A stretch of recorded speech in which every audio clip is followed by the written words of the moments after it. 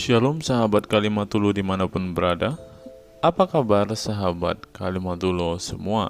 Saya berharap sahabat semua ada dalam keadaan sehat dan selalu di dalam pertolongan Tuhan kita Yesus Kristus.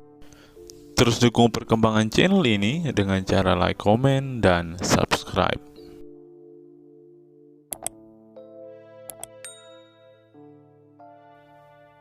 Kabar baik Bang. Muslim Bang? Alhamdulillah. Muslim. Kita kasih semangat juga. Iya Bang, dari tadi nih Bang, dari tadi kami menunggu-nunggu ada orang Islam yang mengerti ajaran agama Islam. Tapi sayang sekali belum ketemu satupun Bang. Saya berharap Anda tidak jadi yang ke-10 Bang.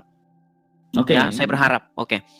Gini Bang, tema kita kali ini itu masalah Quran yang mengatakan tentang baptis, sementara Islam mengatakan baptis itu ajaran tapir. Kenapa orang Islam itu tidak melek terhadap Qurannya? Nah, silakan. Jadi kita tadi bahas, lu bahas tentang Al-Baqarah ayat 138 ya? Betul tentang sekali. kata baptis yang dalam bahasa terjemahan bahasa Inggris.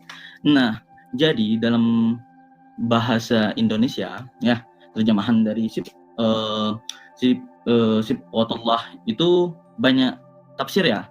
Nah, dalam beberapa tafsir itu ada yang katanya celupkanlah atau masukkanlah. Celupkan atau benamkan ya. Zabdatul Tafsir min Fathil Qadir, itu Syekh Dr. Muhammad Sulaiman Al-Asyiqar, itu artinya masukkanlah diri kalian dan keluarga kalian ke dalam Islam, karena Islam adalah sibghallah dan celupan dengannya. Berarti celupan itu bahasa ininya apa? Baptis, betul? Maksudkanlah. Iya, masukkan kemana, Mas? Ya, masukkanlah diri kalian ke dalam agama Allah. Oke, baik. Saya sudah bisa ditanggapi? Boleh. Oke, baik. Jadi begini Bang, secara kaidah bahasa, arti dari sibghah itu adalah mencelup, betul? Loh, celupkanlah. Celupkanlah. Oke, celupkanlah. Bang, baptis tahu nggak artinya apa? Baptis itu kan bahasa Inggris. Bahasa Indonesianya tahu nggak apa? Nah, bahasa Indonesia kan apa itu? Mencelupkan. Mencelupkan, sama mencelupkan. Jadi gini, Abang jangan mentafsirkan kata celupkanlah itu dalam kata baptis itu celupkanlah. Abang jangan mengartikan sibghah itu dalam kata baptis, bukan. Celupkanlah di sini adalah memelihara. Nah, memelihara memasukkan diri kalian ke dalam agama Islam. Memasukkan. Oke, coba dibaca saja Bang terjemahannya. Coba dibaca terjemahannya. Oke. Sebentar ya. Silakan. Bentar. Nah, mana nih? Kita buka dulu. Dicelupkan ke dalam Islam. Oke, silakan. Oke, nih. Sibghah Allah, siapa yang lebih baik? Sibghahlah diri pada Allah. Hanya kepadanya kami menyembah. Kok bingung sebentar Bang? Sebentar. Sibghah Allah. Coba bahasain bahasa Indonesia coba. Bahasakan dengan bahasa Indonesia. Nah, di sini kan disembunyikan sama mereka. Disembunyikan sama mereka. Coba. Nih, saya bacakan ya di sini ya. Aduh, jangan malu-malu Bang. Jangan dimatikan Bang kamera. Enggak, saya mau tutup kameranya. Oke. Coba. Di situ dikatakan sorry. Sibghatullah, betul nggak? Tunggu bentar Bang, saya hidupin. Oke, silakan. Musuh terbesar Islam adalah kejujuran. Gimana nih matiin kemati? Ayo, silakan. Bentar Bang, kemati lapnya. Waduh, mati. Alasannya mau pencet tombol lari. Mau pencet tombol lari, saudara-saudara. Oke. Sudah? Nah. Ya, coba tampilkan. Nah, mana? Ini kamera belakangnya mana nih? Aduh, jangan banyak alasan lah, Pak. Ayo, Sibghatullah nomor Al-Baqarah 138.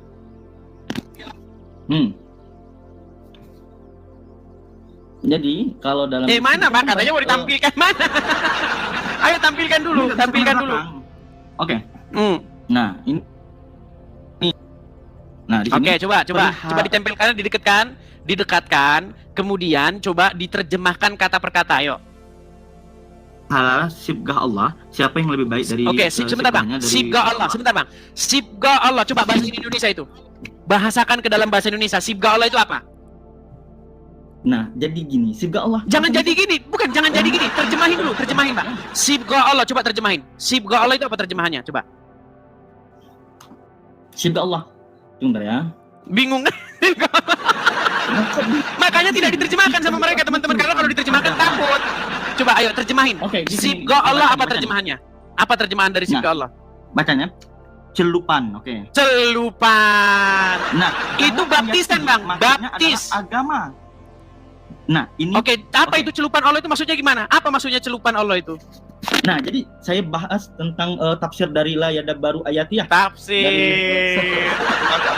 Nah, gini. Sibgah Oke. itu celupan, oke. Celupan. Dan celupan dalam itu ayat ini bahasa, maksudnya Bang. Celupan agama. itu kalau Abang lihat cek bahasa Inggrisnya itu baptis. Baptis itu celupan. Orang Kristen itu kan dicelup, dibaptis itu namanya. Baptis itu kan bukan bahasa Indonesia. Kita kan dalam agama Islam ini kita punya tafsir-tafsir dari beberapa ulama. Oke. Oh, harus Nah, dipelintir dalam tafsir dulu. ini- Oke lah, nggak apa-apa. Harus dipelintir Dari katanya teman-teman. ulama-ulama. Nah, sibgah celupan adalah maksudnya agama. Jadi sibgah majas atau istiarah. Karena celupan agama itu Celupan nampak agama. dari diri orang. Celupan agama. Celupan agama yang tampak pada pakaian. Gitu. Celupan agama. Oke, nggak apa-apa. Kita turutin aja lah maunya. Oke, terus.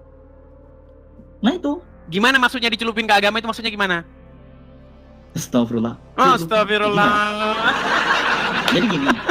Arti kata celupan itu Mm-mm. kan arti kata sibgah itu celupan. Nah, dalam Oke, ayat ini diterjemahin dulu, maksudnya diterjemahin itu Bang. agama. Sibghatullah, celupan Allah. Lanjut. Terjemahan lainnya. Agama Allah. Nggak ada di situ Allah. agama, nggak baca terjemahannya dulu Bang. Celupan Allah. Terus lanjut. Siapa yang lebih baik sibgahnya daripada Allah? Siapa yang lebih Hanya baik kepada- celupannya? daripada Allah? Siapa yang lebih baik celupannya daripada Allah? Kalimat macam apa itu? Hanya kepadanya kami menyembah. Oke. Jadi gini. Kan gini, siapakah yang lebih baik celupannya daripada Allah? Betul? Kalimat macam apa itu Bang? Oke. Jadi gini. Ayo silakan. Oke, bentar. Nih.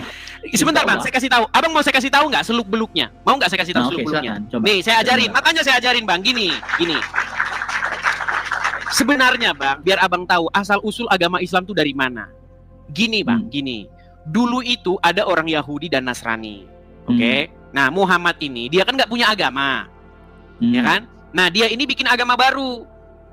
Nah, dia ingin mengambil keuntungan dari perdebatan antara Yahudi dan Nasrani. Orang-orang Yahudi berkata, masuklah kamu agama Yahudi. Orang Nasrani berkata, masuk agama Nasrani. Nah, Muhammad tahu orang Nasrani itu ada baptisan. Tahu dia. Makanya dia bilang, baptisan Allah itu yang terbaik. Tapi dia nggak tahu baptisan itu apa. Baptisan Allah. Apa baptisan Allah gimana? Coba jelasin baptisan Allah. Nah, Makanya ini, ada kata-kata yang sangat membingungkan di situ. sini Sibgha Allah, baptisan Allah. Dan siapakah yang lebih baik baptisannya daripada Allah? Nah itu. Betul nggak terjemahannya kalau kita terjemahkan baik-baik seperti itu? Siapakah yang lebih baik celupannya daripada Allah? Jadi Muhammad ingin membuat yang lebih baik. Itu baptisanmu, baptisan air. Kalau baptisan kami, baptisan Allah. Begitu. Nah, di dalam kekristenan, Bang, itu ada yang disebut dengan baptisan Roh Kudus. Bukan hanya sekedar baptisan air. Maka ketika Yesus berkata, kamu akan dibaptis dengan api. Seperti itu. Ada di dalam kekristenan juga seperti itu, baptisan Roh Kudus. Nah, makanya, Bang, coba ketika Anda menerjemahkan itu kata per kata, itu nanti akan bikin Anda bingung sendiri. Celupan Allah, itu kan kalau diterjemahkan kata per kata, celupan Allah. Siapakah yang lebih baik celupannya daripada Allah? Gitu nggak kalimatnya? Iya. Itu kalau dalam bahasa Inggrisnya baptis, katakan baptisan apa? Baptis apa yang lebih baik baptisnya ketimbang dari Tuhan, dari Allah? Jadi gini Bang, Abang nggak bisa mentafsir kalimat per kalimat ya. Jadi dalam agama Islam itu kami itu Al-Quran itu bukan ditafsir oleh orang-orang sembarangan gitu ya. Jadi Al-Quran nggak ada yang besar bilang semua. Al-Quran perlu ditafsir, Bang. Al-Quran sendiri bilang Al-Quran itu nggak perlu ditafsir. Al-Quran mengatakan zalikal, gini Bang, coba Bang ya. Apa artinya ini? Zalikal kitabu la raiba fihi hudan lil muttaqin. Apa artinya? Abang bacanya aja salah. Coba artinya aja. Oke. Nggak tahu artinya kan? Zalikal kitabu la raiba fihi. Ya, hudan lil Al-Quran muttaqin tidak apa artinya? ada keraguan di dalamnya. Oke, kitab ini tidak ada keraguan padanya, betul? Kalau nggak ragu-ragu berarti jelas, betul nggak? Iya jelas. Kalau ragu-ragu Anda tanya sama orang, betul nggak?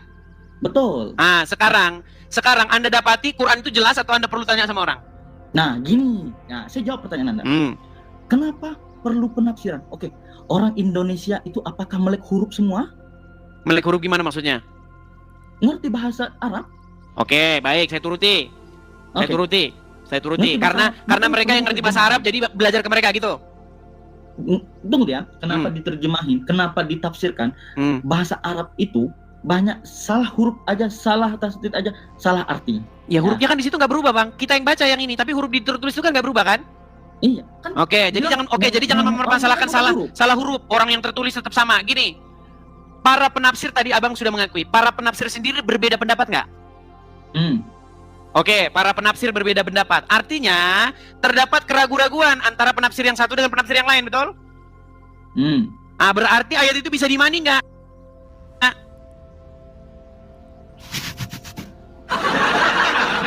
Gimana ya? Berat, saudara-saudara.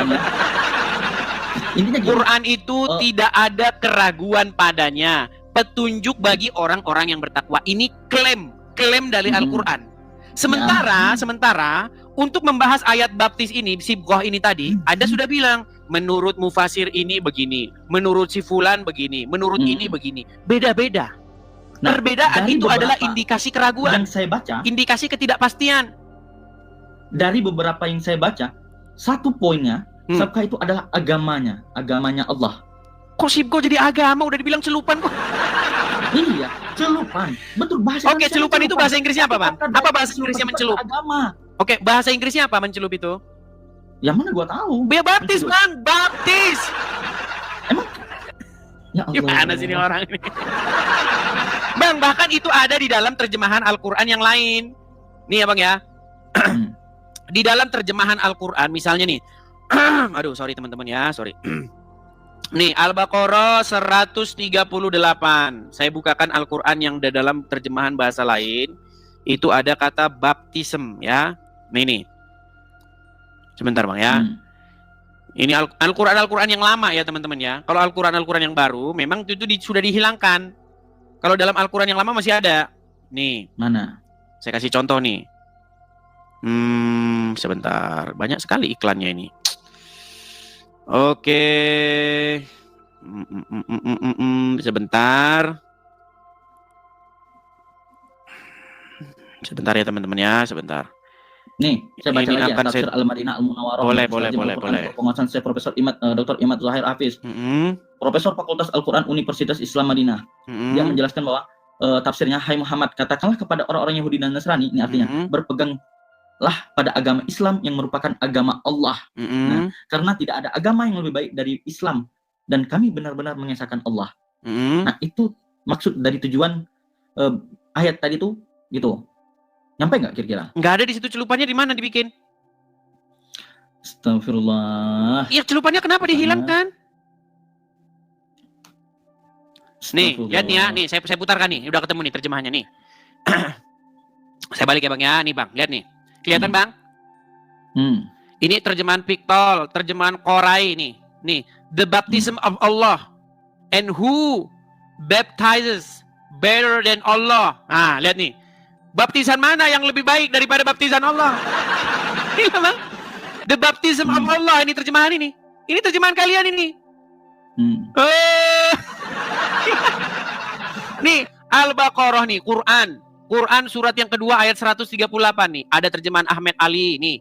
We have taken the coloring of God. Pewarnaan, ada yang bilang pewarnaan. Ada yang bilang pewarnaan nih. Terus Arberi, the baptism of God nih.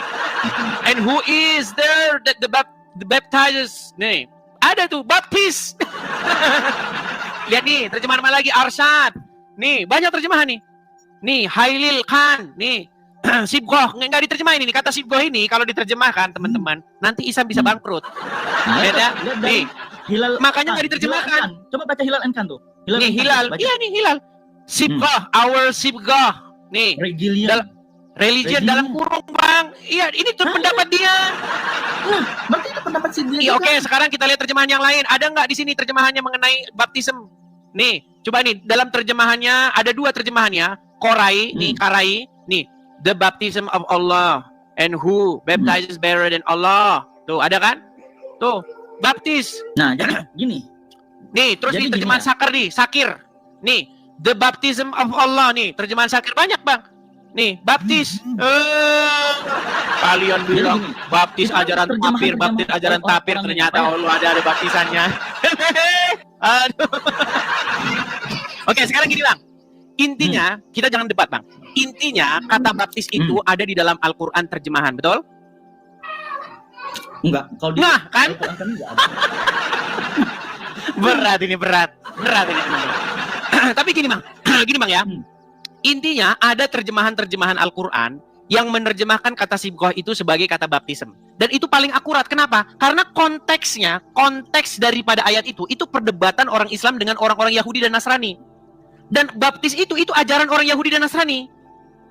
Nah, Quran ingin datang bikin baptisan baru, namanya baptisan Allah, tapi bingung. Apa baptisan Allah itu? Nah, gini bang.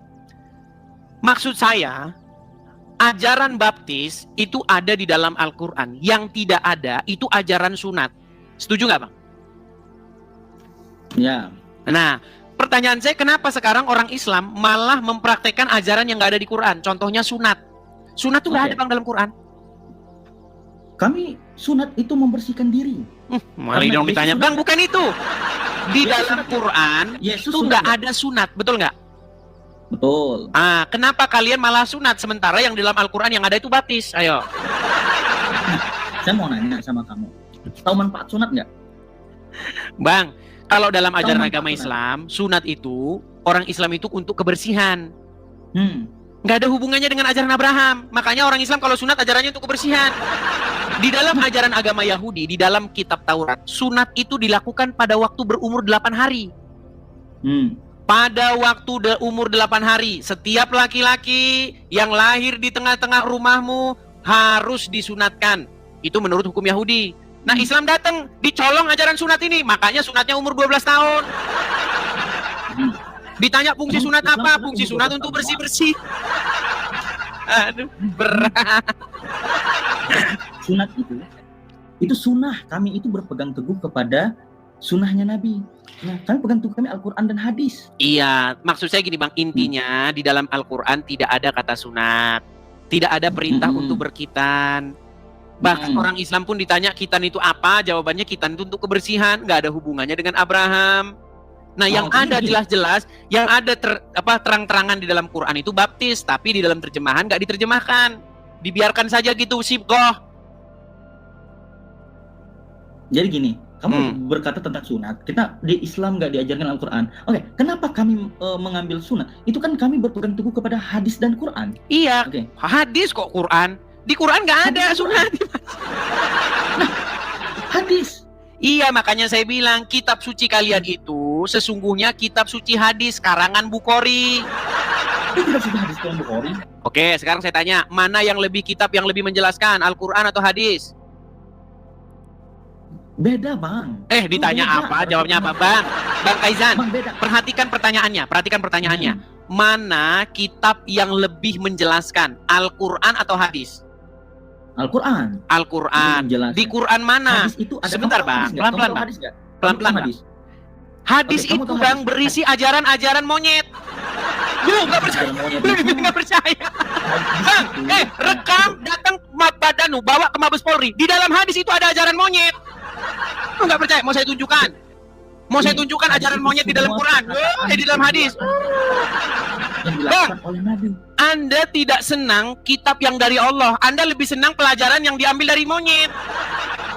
Loh, nggak percaya dia. Saya turunkan. Saya kasih tahu, ya. Saya kasih tahu sama abang nih ya. Kamu gimana? tentang sunat tadi. Yesus sunat nggak? Loh, ini nih. Tolong ya, buat laporan ke Mabes Polri. Orang Islam tidak suka kitabullah, tidak suka Al-Quran. Mereka sukanya kitab hadis yang isinya pelajaran dari monyet. Nggak percaya. Ada saya bilang, ada bang ajaran dari monyet. Nggak percaya. Tuhannya yang Oke, baik. Saya putarkan ya bang ya. Saya putarkan kamera saya. Mereka nggak percaya dalam hadis itu berisi ajaran-ajaran yang berasal dari monyet. Oke, baik. Ini bang. Mana? Abang bisa lihat? 4 Telah menceritakan nih. Oke, nih hadis Bukhari nomor 3560. Ya, nih. Tunggu bentar. Telah menceritakan kepada kami Nuaim bin Hamad, telah menceritakan kepada kami Hushaim bin Husain, Amru dan seterusnya. Aku pernah melihat di zaman jahiliyah seekor monyet sedang dikerumuni oleh monyet-monyet lainnya. Monyet itu telah berzina, lalu monyet-monyet lain merajamnya, melempari dengan batu, dan aku ikut merajamnya bersama mereka. Betul. Coba abang klik saja di Google, hadis monyet berzina, itu langsung muncul, bermunculan, itu banyak sekali tuh. Sudah? Oke, sekarang saya tanya bang, di sini ada dikatakan nggak monyet berzina? Iya. Oke, kapan ijab kabulnya? Sejak kapan monyet menikah? Sejak kapan kalau monyet itu misalnya kawin sama monyet yang lainnya, itu sah itu sebagai ijab kabul? Ayo silakan. Jawab. Kalian tidak suka kitabullah, kalian lebih senang kitab yang kayak begini, yang pelajaran dari monyet. Ayo. Meninggal dunia. Coba abang baca. Jangan gitu bang bacanya. Bang, bacanya jangan. No, jangan boleh. Bacanya jangan. No. Coba bacanya yang jelas. Ayo coba. Telah menceritakan kepada kami apa? Silakan. Ya, kepada kami Nu'aim bin Hamad telah bercerita kepada kami Hashim dan Husain dari Amr bin Maimun. Aku pernah melihat di zaman jahiliyah seekor monyet sedang dikerumuni oleh monyet-monyet lainnya. Monyet itu telah berzina, lalu monyet-monyet itu dirajamnya.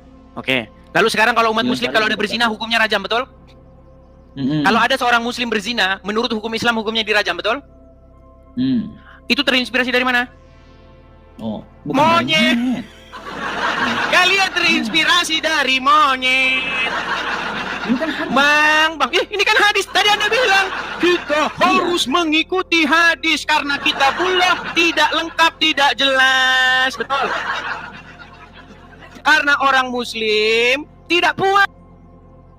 Karena orang muslim tidak puas. Mana kalau orang berzina itu harus dirajam? Di mana? Nggak ada. Di Quran kalau berzina itu dicambuk, didera.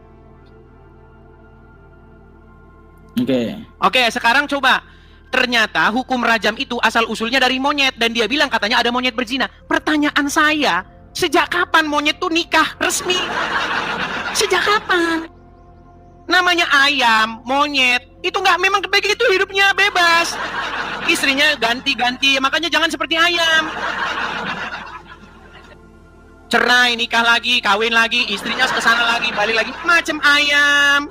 Nah makanya kalian itu hidupnya persis 11-12. Coba sekarang saya tanya bang, di dalam agama Islam boleh nggak kawin cerai, kawin istrinya begini, besok kawin sama istrinya itu, besok ceraikan itu, besok ini, boleh nggak dalam Islam kayak gitu? Oke. Sebentar bang, boleh nggak dalam Islam gitu bang? Anda ceraikan istri, terus nikah lagi sama ini cerai, ganti-ganti, boleh nggak seperti itu dalam Islam? Boleh.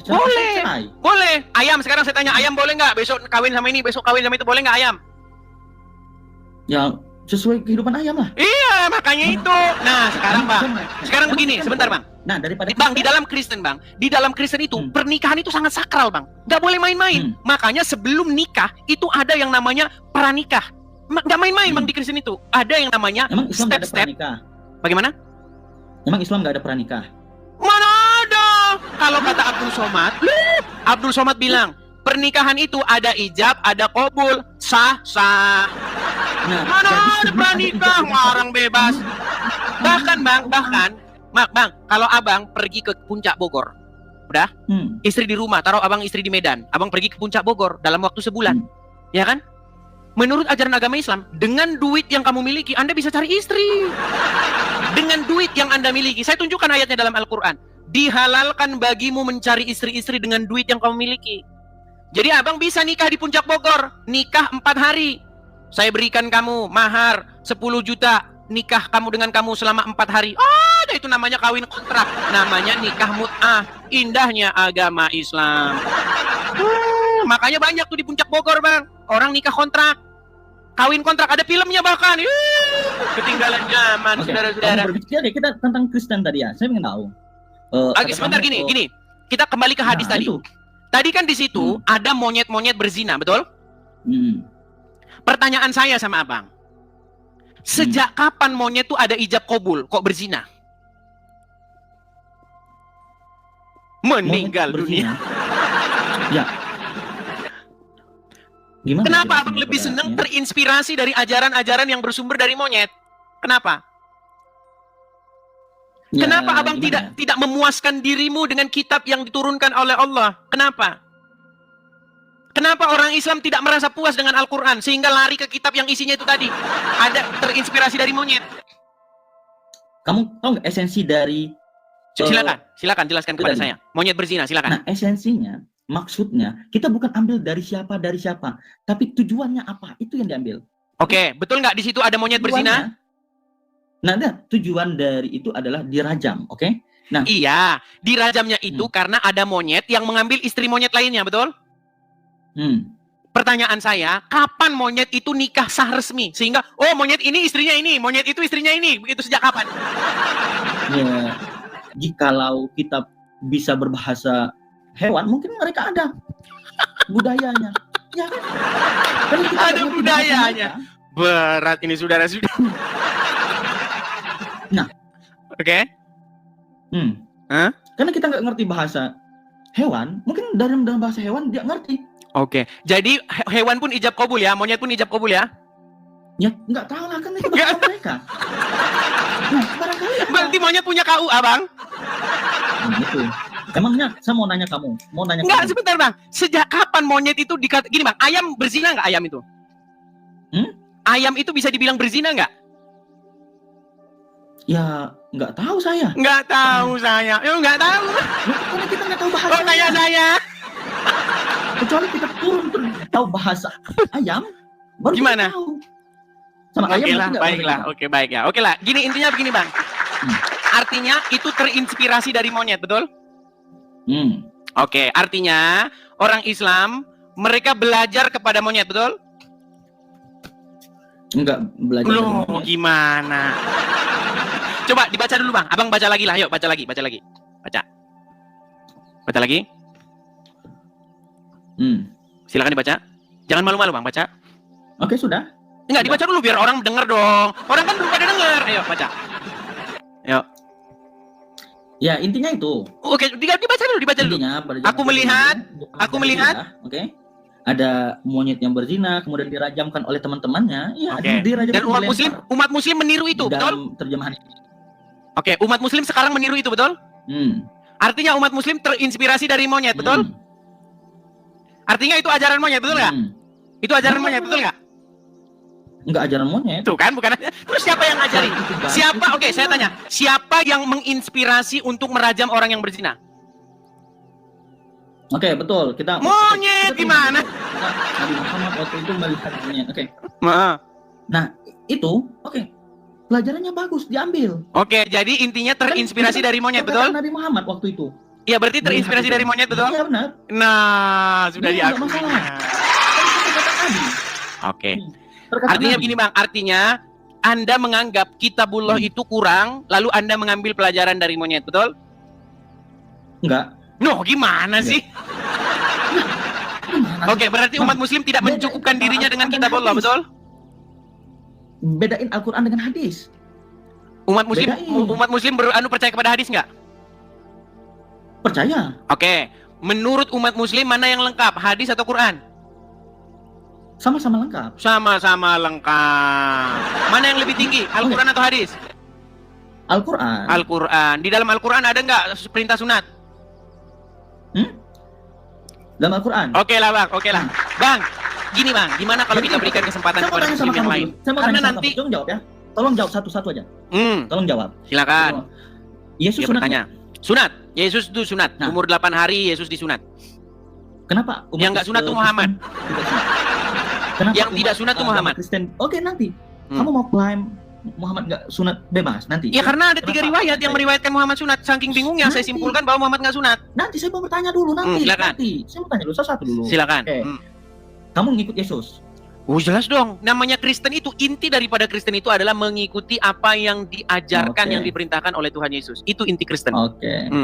Nah, Yesus sunat. Kira-kira saya mau tanya kamu, umat Kristen di Indonesia berapa persen yang sunat? Sedikit. Karena Yesus tidak menyuruh orang untuk sunat. Kenapa? Nggak suruh sunat? Iya, di dalam Bible nggak disuruh orang untuk sunat. Yesus tidak pernah memerintahkan kepada bangsa-bangsa non-Yahudi, kalian harus sunat, nggak ada. Sunat itu diperuntukkan untuk keturunan Abraham. Untuk Oke, masuk ke berarti dalam Yesus perjanjian. keturunan Gini, Abraham. saya kasih Yesus contoh. keturunan Abraham, Ya, bukan Tuhan. Aduh, nanti kita bahas ke sana lagi. Mau bahas ke sana lagi, Bang? Mau bahas ke sana lagi? Nah, Di sini sudah sering loh saya bahas, Bang. Yesus itu kemudian sama Tuhan, tanya, Muhammad sama itu tanya. Tuhan kalian. Mau Siapa saya bilang bahas Muhammad itu Tuhan? lagi? Siapa bilang Muhammad Tuhan? Muhammad itu nabi terakhir dalam agama Islam. Aduh. Bang, Tuhan itu bahasa apa, Bang? Tuhan itu bahasa apa? Bahasa apa Tuhan? Kata Tuhan itu bahasa apa? Kosakata apa itu? Bahasa Indonesia. Bahasa Indonesia. Bahasa Arabnya apa? Bahasa Arab Tuhan apa? Bahasa Arab Tuhan aja nggak tahu. Makanya kamu nggak tahu Muhammad itu Tuhanmu. Oh. Banyak orang Islam tidak tahu Muhammad itu Tuhan ya karena Tuhan itu bahasa Indonesia. Nih, saya kasih tunjuk Bang. Nih, terakhir orang Islam, Ustadz yang mengakui Muhammad itu Robnya umat Islam, namanya Tasik Ngaji. Nih Bang ya, saya kasih tunjuk sama Abang videonya. Tasik Dengar. Ngaji nggak kenal kita Tasik Ngaji. Ya, Lu manggil Ustadz. Oke, coba Bang ya, nih saya putar. Yusuf PI tahu? Yusuf PI tahu nggak? Yusuf PI tahu ya? Enggak. Nggak tahu. Daman Al-Mantiki tahu? Enggak tahu. Nggak tahu semua. Nih, saya putarkan satu-satu Bang. Ini pendebat Islam, bahkan dia gurunya para pendebat Islam. Zuma, Rifa, Gus Wafdi, Nandar berguru sama orang ini. Nih pengakuan dia, dengarkan. Selanjutnya, dia menantang saya untuk mengatakan kepada seluruh umat muslim bahwa Nabi Muhammad adalah Rob. Wahai umat muslim, percayalah bahwa Nabi Muhammad itu adalah Rob kita. Percayalah bahwa Nabi Muhammad adalah Rob kita. Percaya Muhammad itu Rob kalian. Muhammad itu Rob kalian. Nih, yang terakhir nih, dengar nih. Belum berdebat dengan Edis TV, Tasik Ngaji akui Muhammad adalah Rob. Rob itu artinya Tuhan. Dan orang Islam itu mengakui bahwa Muhammad itu Robnya. Ya, yang terakhir yang mengakui Muhammad itu Robnya, bahkan sebelum berdebat dengan saya adalah orang ini. Nabi Muhammad bisa dikatakan Rob. Ini namanya Itu kan kata orang itu. Loh, Kepercayaan saya bukan. itu orang-orang yang belajar mengkaji Al-Quran, mengkaji bahasa Arab. Anda punya background apa? Yusuf PI saja mengakui Muhammad itu Rob. Mampir ke live-nya Yusuf PI, tanyakan apakah Muhammad itu Rob. Nih penjelasan Yusuf PI. Apakah Muhammad itu bisa disebut sebagai Rob? Kamu jawab iya, dia adalah Rob. Pertanyaan saya, zaman itu dia adalah Rob zaman itu. Berarti Muhammad bagi orang-orang tersebut adalah Rob, betul? Ya. Iya. Itu kan pendapat beliau, Pendapat itu orang-orang Islam yang membidangi agama Islam. Ada yang ngomong, so nggak kenal dia, sosok pura-pura nggak kenal. Kalau pendapat saya, Nabi Muhammad yang Nabi Allah, Nabi terakhir yang diturunkan oleh Allah. Nabi terakhir. Tuhan kami. Oke, sebentar Bang. Iya. Sebentar. Muhammad, Anda bilang Nabi terakhir. Sekarang saya tanya, setelah Muhammad kan sudah meninggal. Akan datang Nabi lagi nggak nanti? Oke, gini sepenjelasan. Sebentar Bang, sebentar. Jadi Akan datang Nabi nggak nanti? Akan datang lagi seorang Nabi nggak? bukan datang, turun, bukan datang. Iya turun lah, berarti datang lah Bang. Oke, akan nanti turun lagi Nabi. Namanya siapa Bang? Nabi Isa. Nabi Isa.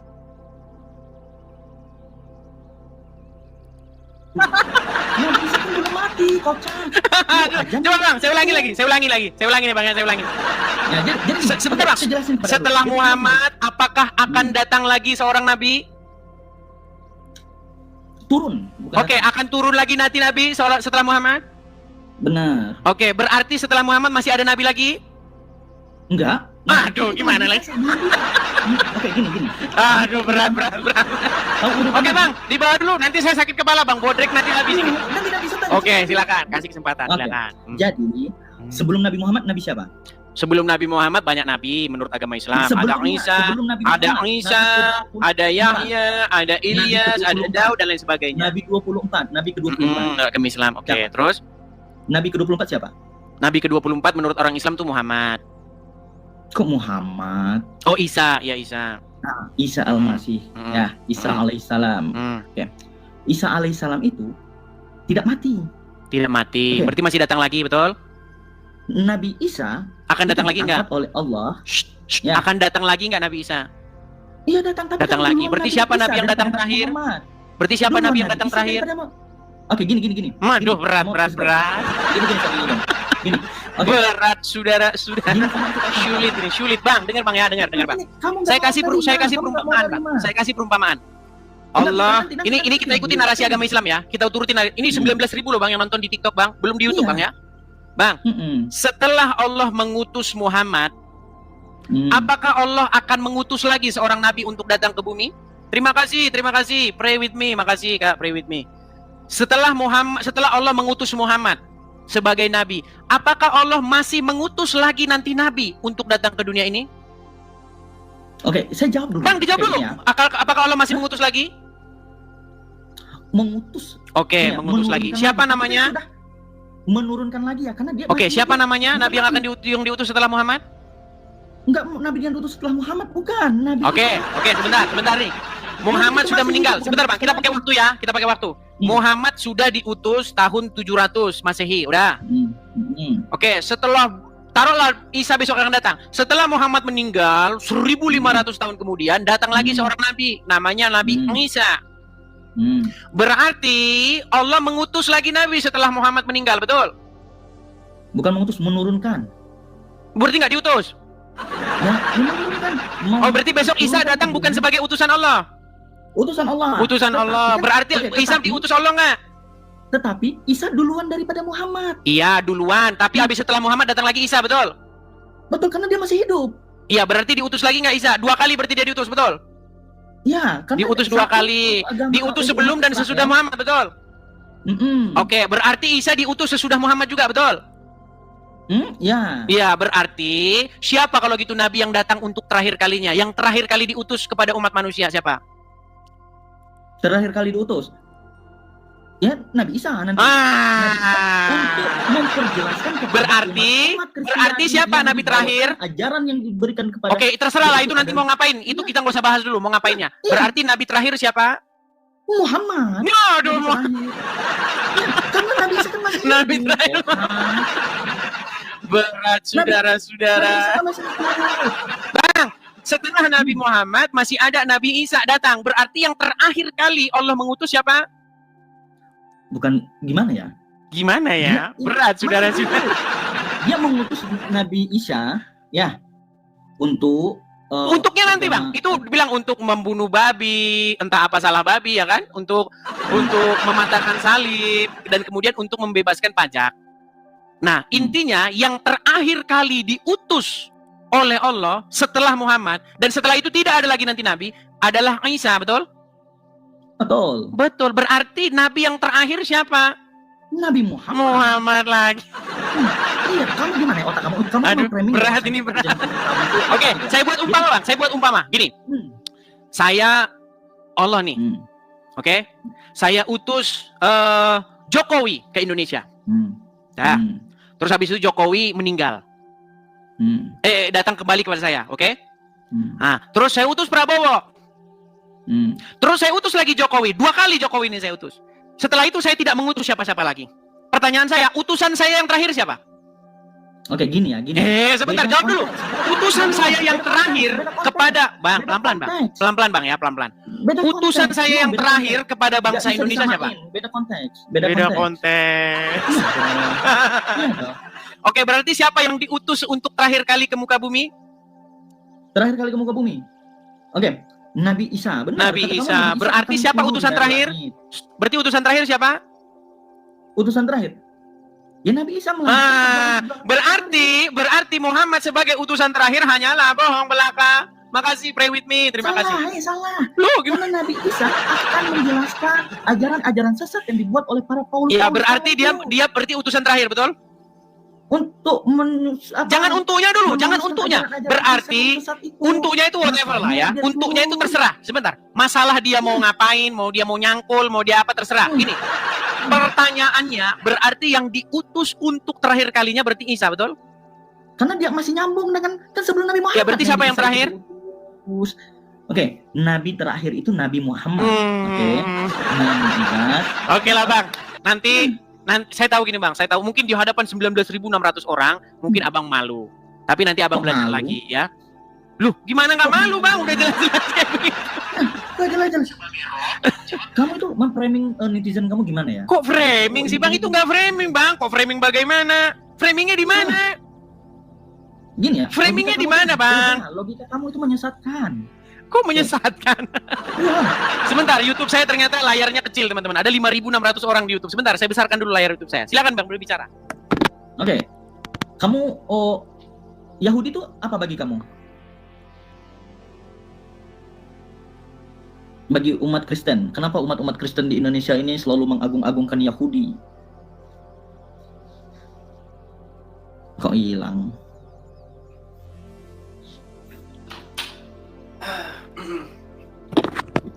Gimana Bang? Kenapa umat Kristen Indonesia itu mengagung-agungkan Yahudi di Israel? Nggak mengagung-agungkan Yahudi Bang. Nggak benar itu. Tidak benar kami Kenapa nggak mengagung-agungkan benar? Coba Yahudi. lihat aja. Kami mengagung-agungkan Yesus Bang. Bukan mengagung-agungkan orang Yahudi. Tapi Bang, coba lihat. yang mengagungkan orang Bani Israel itu Allah Bang. Mau saya tunjuk ayatnya di dalam. Jawab dulu. Dia Jawab tidak. dulu. Bang, Bang, mau saya kasih tahu nggak? Sebentar. Kamu lihat nggak? Oke. Gini, Saya dulu. Masa kamu terus? mengagung-agung. dari tadi? Kan sudah saya jawab Bang, kami tidak mengagung-agung. Ngapain Bang? Kan kamu, yang lainnya di Indonesia. Mana Hampir nggak ada? 85% Mereka tuh nyata. Kamu Nggak ada lihat Bang, apa? nggak ada. Tapi bangsa Israel itu, kelebihan mereka itu hanya satu. Bangsa Israel itu diberikan kepada mereka hukum dan ketetapan. Karena hukum Taurat itu tidak diberikan kepada orang Yunani. Hukum Taurat tidak diberikan kepada orang kita Indonesia. Hukum Taurat tidak diberikan kepada bangsa manapun. Hukum Taurat diberikan kepada bangsa Israel. Tertulis di mana? Tertulis dalam kitab Mazmur. Ia memberitakan firman-Nya kepada Yakub, hukum dan ketetapan-ketetapannya kepada Israel. Ia tidak berbuat demikian kepada bangsa lain dan hukum-hukumnya tidak mereka kenal. Dan itu dikonfirmasi oleh Quranmu. Quranmu memberitahu bahwa Oke. sebenarnya abang percaya nggak dengan ayat itu? Percaya nggak? Yang kamu kata tadi? Ya, bahwa hukum dan ketetapan-ketetapan itu hanya diberikan kepada bangsa Israel, tidak diberikan kepada bangsa lain.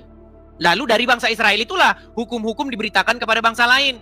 Contoh, misalnya contoh, bangsa-bangsa lain, mereka meminta kepada pohon-pohon besar, kepada batu-batu besar, kepada arwah-arwah leluhur. Itu dibuktikan dari peninggalan-peninggalan purba setiap bangsa-bangsa. Bang, di Lampung itu ada sebuah peninggalan purba, zaman purba, berupa menhir dan dolmen. Tahu nggak menhir dan dolmen itu apa?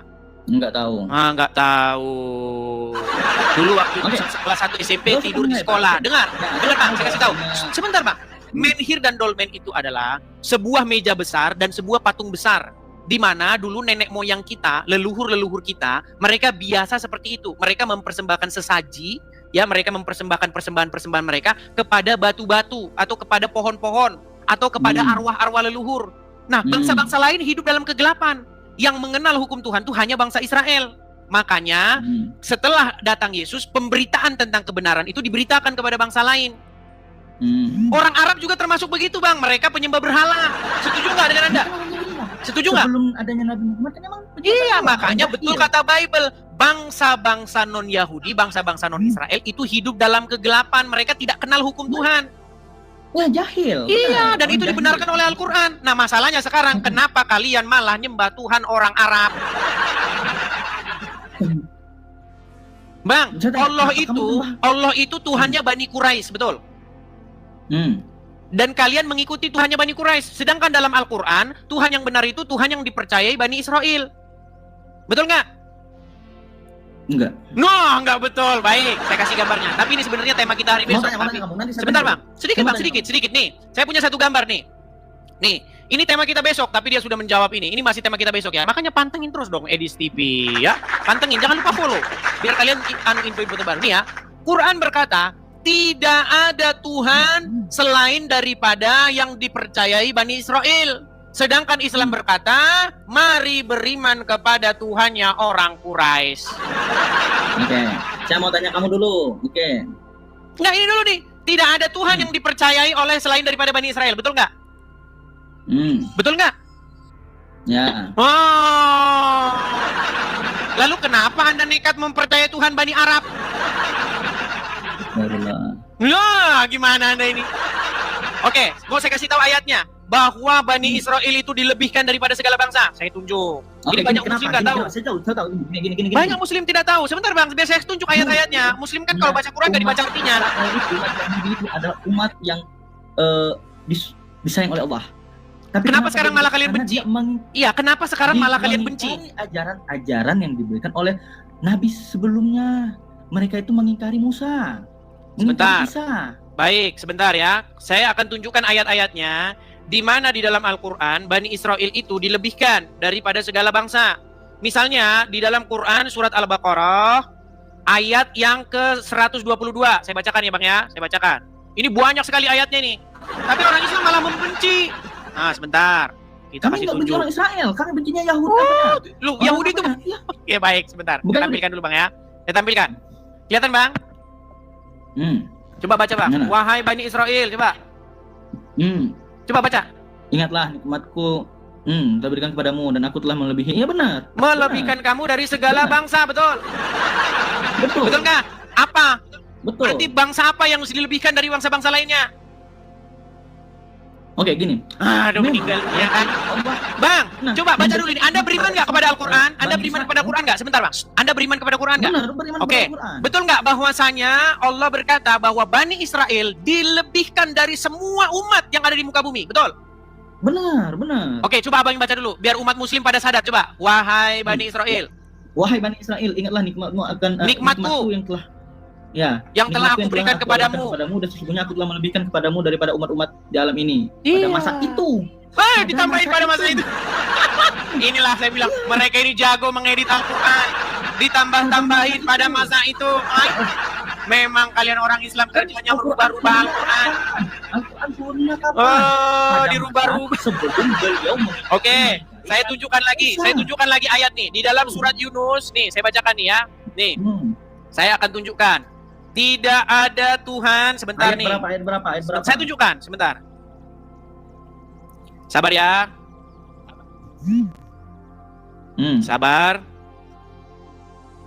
Saya tunjukkan di dalam Quran surat Yunus ayat yang 90. Coba Abang bacakan. Surat Yunus ayat 90. Ini backgroundnya besok kita bahas teman-teman ya. Makanya teman-teman pantengin terus channel ini. Ya, ini Quran berkata tidak ada Tuhan selain yang dipercayai Bani Israel. Ini menurut Quran. Saya baca. Dan orang Islam nggak percaya. Oke, kami- Mereka percayanya Tuhan yang dipercaya bangsa Arab. Oke, Oke. gini. Saya bacain. Kami jadikan Bani Israel bisa melintasi laut itu, laut merah ya. Oke, laut merah itu. Lalu Bentar, Firaun nih. dan bala tentaranya mengikuti mereka untuk menganiaya dan menindas hingga ketika Firaun hampir mati tenggelam. Dia berkata, aku percaya bahwa tidak ada Tuhan selain Tuhan yang telah dipercaya oleh Bani Israel dan aku Tidak termasuk orang ada Muslim." Tuhan selain yang dipercayai Bani Israel. Oke, Oke. Jadi menurut ayat ini- gini. sebentar. Menurut ayat ini, Firaun sendiri berkata, saya percaya bahwa tidak ada Tuhan melainkan Tuhan yang dipercayai oleh Bani Israel. Dan saya termasuk orang-orang yang berserah diri. Ditambahin kepada Allah. Ini orang Islam. Ditambahin kepada Allah Tuhannya Arab. Jadi gini. Sebentar Bang, Kamu apa tahu kata Yesus? Sebentar Bang. Ketika Yesus bercakap-cakap dengan perempuan Samaria di sumur Yakub, apa kata Yesus? Sebab keselamatan datang dari bangsa Yahudi. Keselamatan, kebenaran itu datang dari tengah-tengah kaum Yehuda, yaitu Yesus. Sekarang kalian cari keselamatan dari orang Arab. Jadi gini. Nekat yangnya. Kita bahas ini dulu nanti. Bang, orang apa? ini sehubungan gini, karena ini udah larut malam Bang. Saya, Satu ini. oke silakan. Oke, pada masa itu, ya, pada masa itu kenapa Allah itu memberikan segalanya kepada Bani Israel? Ya, dia turunkan kepada Bani Israel semua nikmat, ya. Kemudian segala apa yang terbaik untuk Bani Israel, tetapi pada saat itu Bani Israel mengingkari Nabi Musa. Sudah. Hmm. Oke, sekarang pertanyaan saya, berarti hukum dan ketetapan Tuhan itu diberikan dengan perantaraan bangsa mana? Gini. Jangan gini. Lewat perantaraan bangsa mana? Makanya tadi di dalam kitab Mazmur, Tuhan memberitakan firman-Nya kepada Yakub, hukum dan ketetapan-ketetapannya kepada Israel. Ia tidak berbuat demikian kepada bangsa manapun, dan hukum-hukumnya tidak mereka kenal. Jadi bangsa-bangsa manapun tuh nggak kenal hukum Tuhan itu. Seperti tidak boleh bergaul antara lelaki dengan lelaki, nggak boleh. Tidak boleh menggauli hewan, nggak boleh. Itu hukum-hukum itu diberikan lewat kepada bangsa Yahudi. Orang bangsa lain nggak kenal itu. Tapi setelah Yesus datang, hukum-hukum itu diberitakan kepada bangsa-bangsa lain. Makanya bangsa-bangsa yang tinggal di dalam kegelapan telah melihat terangnya yang ajaib. Tuh, terang bukan datang dari Arab, Bang. Jadi gini. Ini Anda malah membawa terang yang dari Arab. Akhirnya Anda cium-cium batu, minum kencing otak. Kok menurut saya, menurut Al-Quran, sebentar, menurut Al-Quran, siapa Tuhan yang benar itu Tuhannya bangsa mana? Ya, Tuhannya Allah yang paling benar. Oh, Nah, yang benar itu Tuhannya yang dipercayai oleh Bani Israel. Terakhir. Oke, sebelum tutup ya, terakhir. Oke. Yahudi, agama Kristen. Udah di bawah dulu lah. Di bawah dulu, di bawah. Profesor Kiai Haji Quraisy Shihab, seorang cendekiawan muslim, terkemuka menekankan pentingnya memilih ustadz yang tidak memaki-maki dalam dakwahnya. Quraisy Shihab mengingatkan bahwa dakwah adalah ajakan kepada kebaikan yang harus disampaikan dengan cara yang baik pula. Ia menekankan pentingnya mencontoh akhlak Nabi Muhammad SAW yang selalu lemah lembut dalam menyampaikan ajaran Islam. Mengutip sabda Nabi Muhammad, barang siapa yang beriman kepada Allah dan hari akhir, hendaklah ia berkata baik atau diam. Ayahanda presenter Naswa Shihab menegaskan bahwa ini adalah pedoman penting bagi para pendakwah. Kata-kata yang baik dan penuh hikmah lebih efektif dalam menyentuh hati dan menggerakkan orang untuk berubah ke arah yang lebih baik. Dalam dakwah, seringkali ditemukan penceramah yang menggunakan kata-kata yang keras dengan alasan untuk menegur atau mengingatkan umat.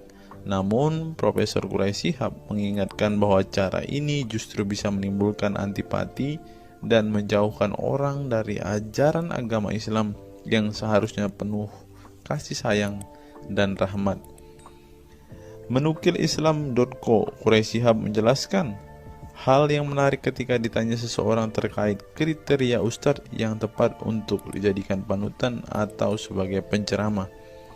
Mantan rektor lain, sekarang UIN, Syarif Hidayatullah Jakarta, ini menjelaskan dengan penuh kasih ibarat seorang bapak menasihati anaknya. Pilihlah ustadz yang menganut paham moderat. Anda tidak akan mendengar makian tutur mantan Menteri Agama ke-16 masa Presiden Soeharto ini. Quraisy menjelaskan bahwa ustadz yang wasatiyah akan terbuka untuk dikritik dan tidak fanatik dengan satu pandangan dan menilai pandangan yang orang lain salah. Quraisy menjelaskan bahwa ustadz wasatiyah akan terbuka untuk dikritik dan tidak fanatik dengan satu pandangan dan menilai pandangan orang lain salah. Ustadz yang wasatiyah memahami bahwa jalan menuju agama itu besar dan memiliki jalan-jalan kecil untuk menuju jalan besar itu. Karena dalam rincian ajaran agama yang Tuhan tanyakan adalah hasilnya, misalnya 5 tambah 5, 10, tapi bisa juga 7 tambah 3, lanjutnya. Salah satu ciri ustadz yang wasatiyah menurutnya adalah berpengetahuan luas. Ustadz yang berpengetahuan luas akan mampu menilai dan menghargai suatu pendapat, sedangkan ustadz yang sempit pengetahuannya akan mudah menyalahkan. Semakin luas pengetahuan seseorang, semakin besar toleransinya. Semakin sempit, semakin bodoh tandasnya. Nah, teman-teman muslim, silahkan kalian memilih ustadz yang modelnya seperti ini. Karena ustadz yang berilmu itu seperti yang dikatakan oleh Bapak Quraisy Shihab ini, bahwa mereka pasti adalah orang yang sangat toleransi. Tetapi jika ustadzmu kamu dapati tidak bisa bertoleransi atau orang yang intoleran, maka mereka bisa dikatakan ustadz yang BODOH, kata Quraisy Shihab. Nah, pertanyaannya adalah, apakah Zuma termasuk standar ustadz yang baik atau ustadz yang toleran? Mari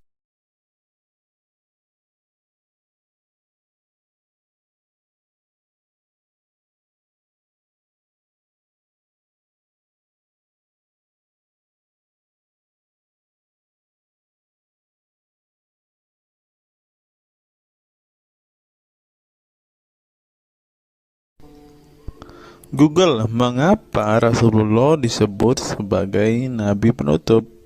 Apa alasannya? Alasannya mengapa Nabi SAW disebut Rasul terakhir adalah karena Allah SWT telah menunjukkan langsung sebagai penutup para nabi dan rasul. Hal ini tercantum dalam Al-Quran yang merupakan firman Allah. Di sini dituliskan, mengapa Muhammad atau Nabi SAW disebut Nabi terakhir? Mari kita baca ya. Katamul Anbiya merupakan salah satu julukan Nabi Muhammad yang berarti penutup para nabi.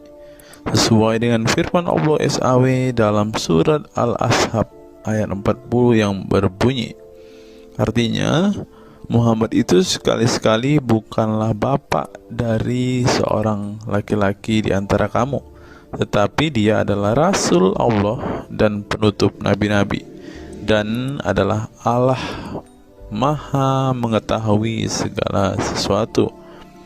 Nabi Muhammad SAW merupakan nabi terakhir yang Allah utus untuk menyempurnakan agama-agama sebelumnya.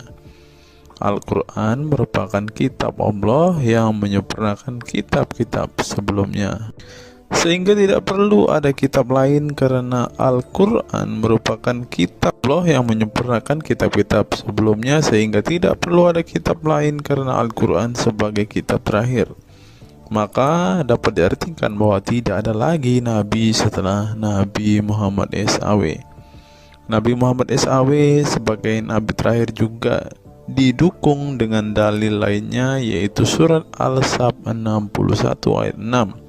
Dan ingatlah ketika Isa bin Maryam berkata, "Hai Bani Israel, sesungguhnya aku adalah utusan Allah kepadamu, membenarkan kitab sebelumku, yaitu Taurat, yang memberikan kabar gembira dengan datangnya seorang Rasul yang akan datang sesudahku, yang namanya Ahmad, dalam tanda kurung Muhammad."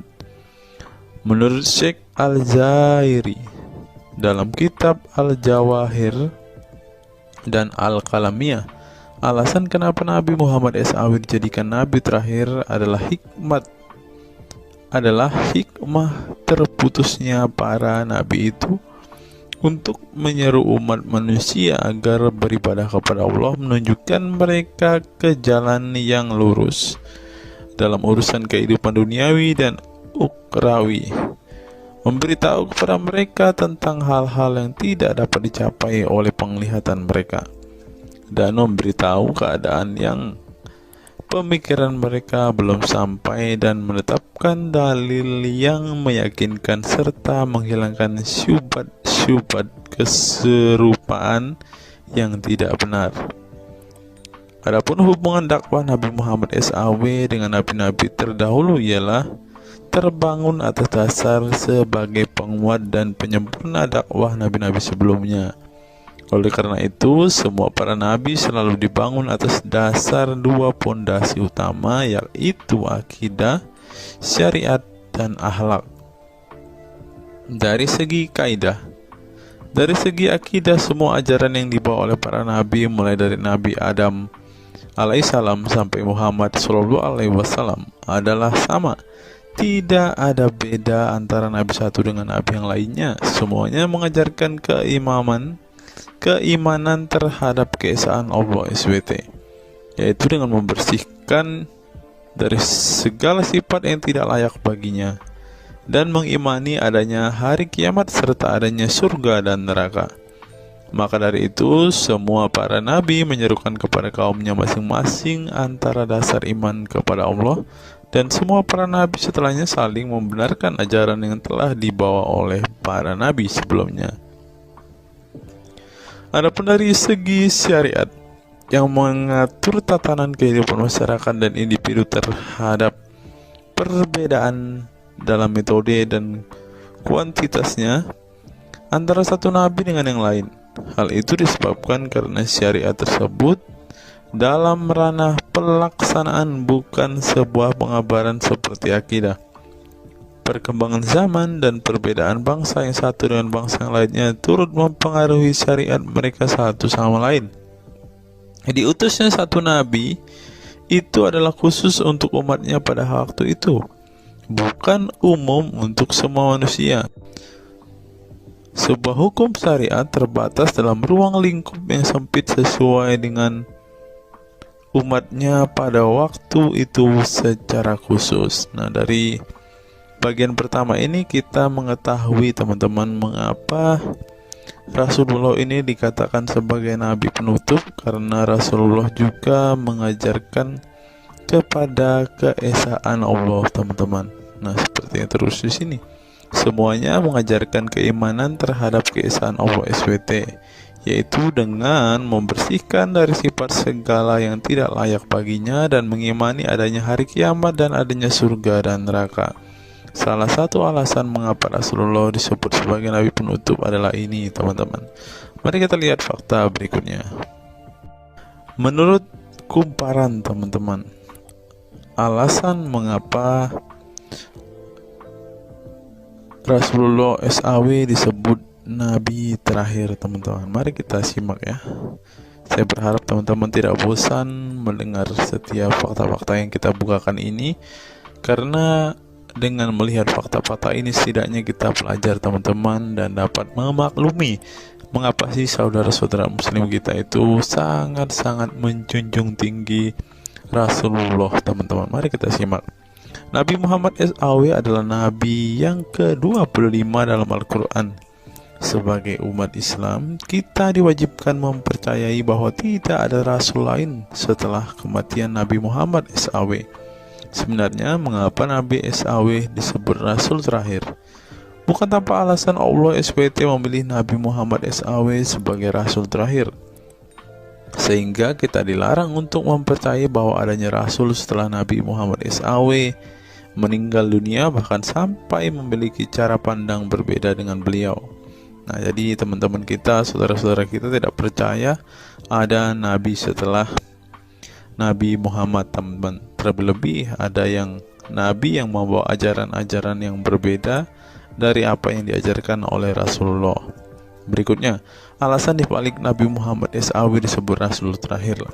Nabi Muhammad SAW ditunjuk menjadi rasul terakhir Allah SWT dan mendapatkan Al-Quran yang merupakan kitab sempurna dari kitab-kitab sebelumnya. Nah, mereka percaya juga kitab mereka adalah kitab yang paling sempurna, karena kitab-kitab sebelumnya tidak sempurna, maka disempurnakan oleh Al-Quran, teman-teman. Artinya, wahyu yang sudah diterima Nabi Muhammad SAW sudah terputus sejak beliau meninggal dunia. Ibnu Katsir menjelaskan, ini merupakan nikmat Allah Subhanahu wa Ta'ala yang terbesar atas umat ini. Allah Subhanahu wa Ta'ala telah menyempurnakan untuk mereka agama mereka, sehingga mereka tidak lagi membutuhkan agama selain agama mereka. Mereka tidak pula membutuhkan nabi selain nabi mereka. Oleh karena itu, Allah Subhanahu wa Ta'ala menjadikannya sebagai penutup para nabi. Allah Subhanahu wa Ta'ala mengutus beliau kepada manusia dan kepada jin. Nah, jadi teman-teman, Rasulullah juga bukan hanya dikirim kepada umat muslim, kepada manusia-manusia yang percaya dan memutuskan untuk memeluk agama Islam saat ini, ternyata juga kepada para jin, teman-teman. Allah Subhanahu wa Ta'ala berfirman, artinya Muhammad itu sekali-kali bukanlah bapak dari seorang laki-laki di antara kamu, tetapi dia adalah Rasulullah dan penutup nabi-nabi, dan adalah Allah Maha mengetahui segala sesuatu.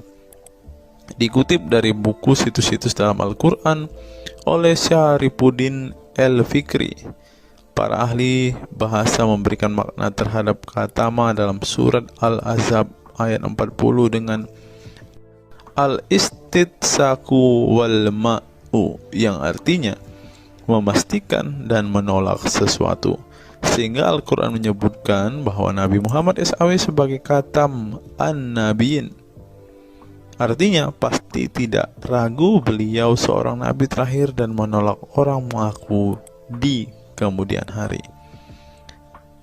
Adapun alasan dibalik Nabi Muhammad SAW sebagai rasul terakhir dijelaskan oleh Syekh Al-Zairi dalam Al-Jawahir Al-Kalamiyah. Sebenarnya Nabi kita Muhammad dikatakan sebagai penutup para nabi itu hanya karena sesungguhnya hikmat terputusnya para nabi itu menyeru umat manusia agar beribadah kepada Allah, menunjukkan mereka ke jalan yang lurus dalam urusan kehidupan duniawi dan ukhrawi, memberitahu kepada mereka tentang hal-hal yang tidak dapat dicapai oleh penglihatan mereka, dan memberitahu keadaan yang pemikiran mereka belum sampai, dan menetapkan dalil yang meyakinkan serta menghilangkan syubhat-syubhat keserupaan-keserupaan yang tidak benar. Karena itu umat manusia tidak memerlukan lagi kepada Nabi sesudah Nabi Muhammad, sebab syariatnya telah mencapai batas kesempurnaan. Dan dari alasan inilah tampak jelas tentang rahasia terusnya beliau untuk seluruh umat manusia, dan keberadaan beliau sebagai manusia yang paling utama dalam segi fisik serta halaknya. Demikianlah penjelasan singkat mengenai Nabi Muhammad SAW sebagai Rasul terakhir. Semoga dengan mengetahuinya dapat menambah meneladani beliau sebagai sosok yang sempurna. Yang perlu diingat, jangan menghujat ya teman-teman. Mengutip sindonews.com, inilah ke-10 keistimewaan Rasulullah. Yang pertama, air liur Rasulullah menjadi obat. Dari Saul bin Sa'ad berkata, saat Rasulullah dan para sahabat akan berperang di Khaybar, Rasulullah bersabda bahwa ia akan memberikan bendera kepada seorang pria yang cinta dan dicintai oleh Allah dan Rasul-Nya, dan Allah akan memberikan kemenangan. Rasulullah mencari Sayyidina Ali, akan tetapi para sahabat mengatakan bahwa Ali sedang mengalami sakit mata. Rasulullah memerintah para sahabat untuk mendatangkan Ali kepada beliau. Kemudian Rasulullah meludahi kedua matanya dan mendoakannya. Seketika itu sakit matanya sembuh seakan-akan tidak ada bekas sakit sebelumnya. Kemudian sahabat Talq bin Ali mengaku pernah digigit kalajengking di kakinya. Lalu Nabi meludahi kakinya dan mengusapnya. Seketika hilang sakit dan berhenti darahnya keluar. Talq bin Ali mengatakan, aku digigit oleh kalajengking ketika aku di dekat Nabi Muhammad, lalu beliau meludahi kakiku dan mengusapnya. Yang kedua, rambut beliau membawa berkah. Sahabat Khalid bin Walid radhiyallahu anhu tak pernah kalah di medan perang. Di setiap perang, Khalid selalu meraih kemenangan dan membuat nyali musuh ketakutan. Ternyata penyebabnya tak lepas dari keberkahan rambut Nabi Muhammad yang selalu dia bawa ketika perang. Rambut beliau juga dijadikan sebagai obat bagi orang sakit. Yang ketiga, keringat Nabi Muhammad menjadi minyak wangi. Anas bin Malik menceritakan keberkahan keringat Nabi Muhammad sebagai minyak wangi. Beliau mengatakan, Nabi masuk ke rumah kami dan beliau qailullah, tidur siang di tempat kami. Ketika tidur itu Nabi berkeringat, kemudian ibuku datang membawa botol dan keringat Nabi Muhammad ditampung ke dalam botol itu. Kemudian ketika Nabi bangun dari tidurnya, beliau bertanya kepada ibuku, wahai Ummu Sulaim, apa yang sedang engkau perbuat? Ummu Sulaim mengatakan, ini keringatmu wahai Rasulullah, aku jadikan minyak wangi dan ini adalah minyak wangi yang paling wangi. Yang keempat, tidak memiliki bayangan. Asyadid Muhammad bin Alawi Al-Maliki dalam kitabnya Mafahim Yazib Antus Hahaha menyebut di antara kekhususan Nabi Muhammad adalah tidak memiliki bayangan. Karena memang beliau adalah cahaya dan cahaya tidak pernah memiliki bayangan. Nabi tidak memiliki bayangan meskipun ada sinar matahari. Ini didukung oleh doa Nabi yang meminta kepada Allah untuk dijadikan sebagai cahaya. Hal ini disebutkan oleh Imam Muslim dalam hadis yang menjelaskan tentang bacaan Nabi dalam doa sujudnya. Ya Allah, jadikanlah di dalam hatiku cahaya, di pendengaranku cahaya, dalam penglihatanku cahaya, di sebelah kananku cahaya, di sebelah kiriku juga cahaya, di depanku cahaya, dan di belakangku cahaya, serta di atasku cahaya, juga di bawahku cahaya, dan jadikanlah untukku cahaya. Dalam riwayat lain juga disebutkan, jadikanlah aku cahaya. Yang kelima, tidak pernah menguap. Dalam kitab Al-Qashais Al-Kubra, Imam Asyuyuti menyebutkan riwayat Nabi Muhammad yang sepanjang hayat tidak pernah menguap. Ditakris oleh Imam Al-Bukhari dalam kitabnya Al-Tariq, dan juga Ibnu Abi Saibah dalam Musannafnya, dan dari Isa Ibnu Sa'ad dari Yazid bin Al-Asham, beliau berkata bahwa Nabi Muhammad tidak pernah menguap sama sekali. Yang keenam, hati beliau tidak pernah tidur. Keistimewaan lainnya adalah kedua mata beliau tertidur, namun tidak demikian dengan hati beliau. Suatu waktu Nabi Muhammad pernah ditanya oleh istrinya Sayyidah Aisyah tentang tidurnya selepas sholat witir. Wahai Rasulullah, apakah engkau tidur setelah sholat witir? Beliau menjawab, betul Aisyah, sesungguhnya mataku tertidur dan tetapi hatiku tidak pernah tidur.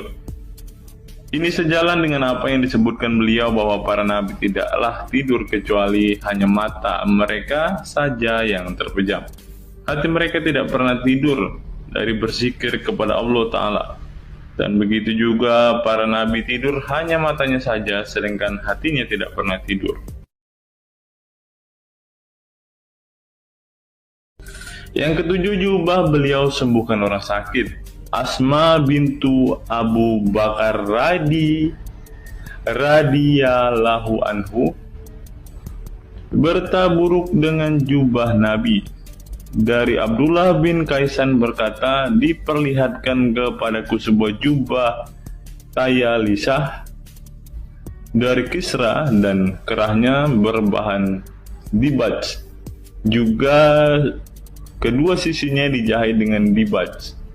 Asma berkata kepada budaknya, wahai Abdullah, jubah ini dahulu ada pada Aisyah hingga ia wafat. Setelah Aisyah wafat, aku pun mengambilnya. Dulu Rasulullah sering memakai jubah ini. Kami pun biasa mencuci jubah ini dengan air untuk menyembuhkan orang yang sakit.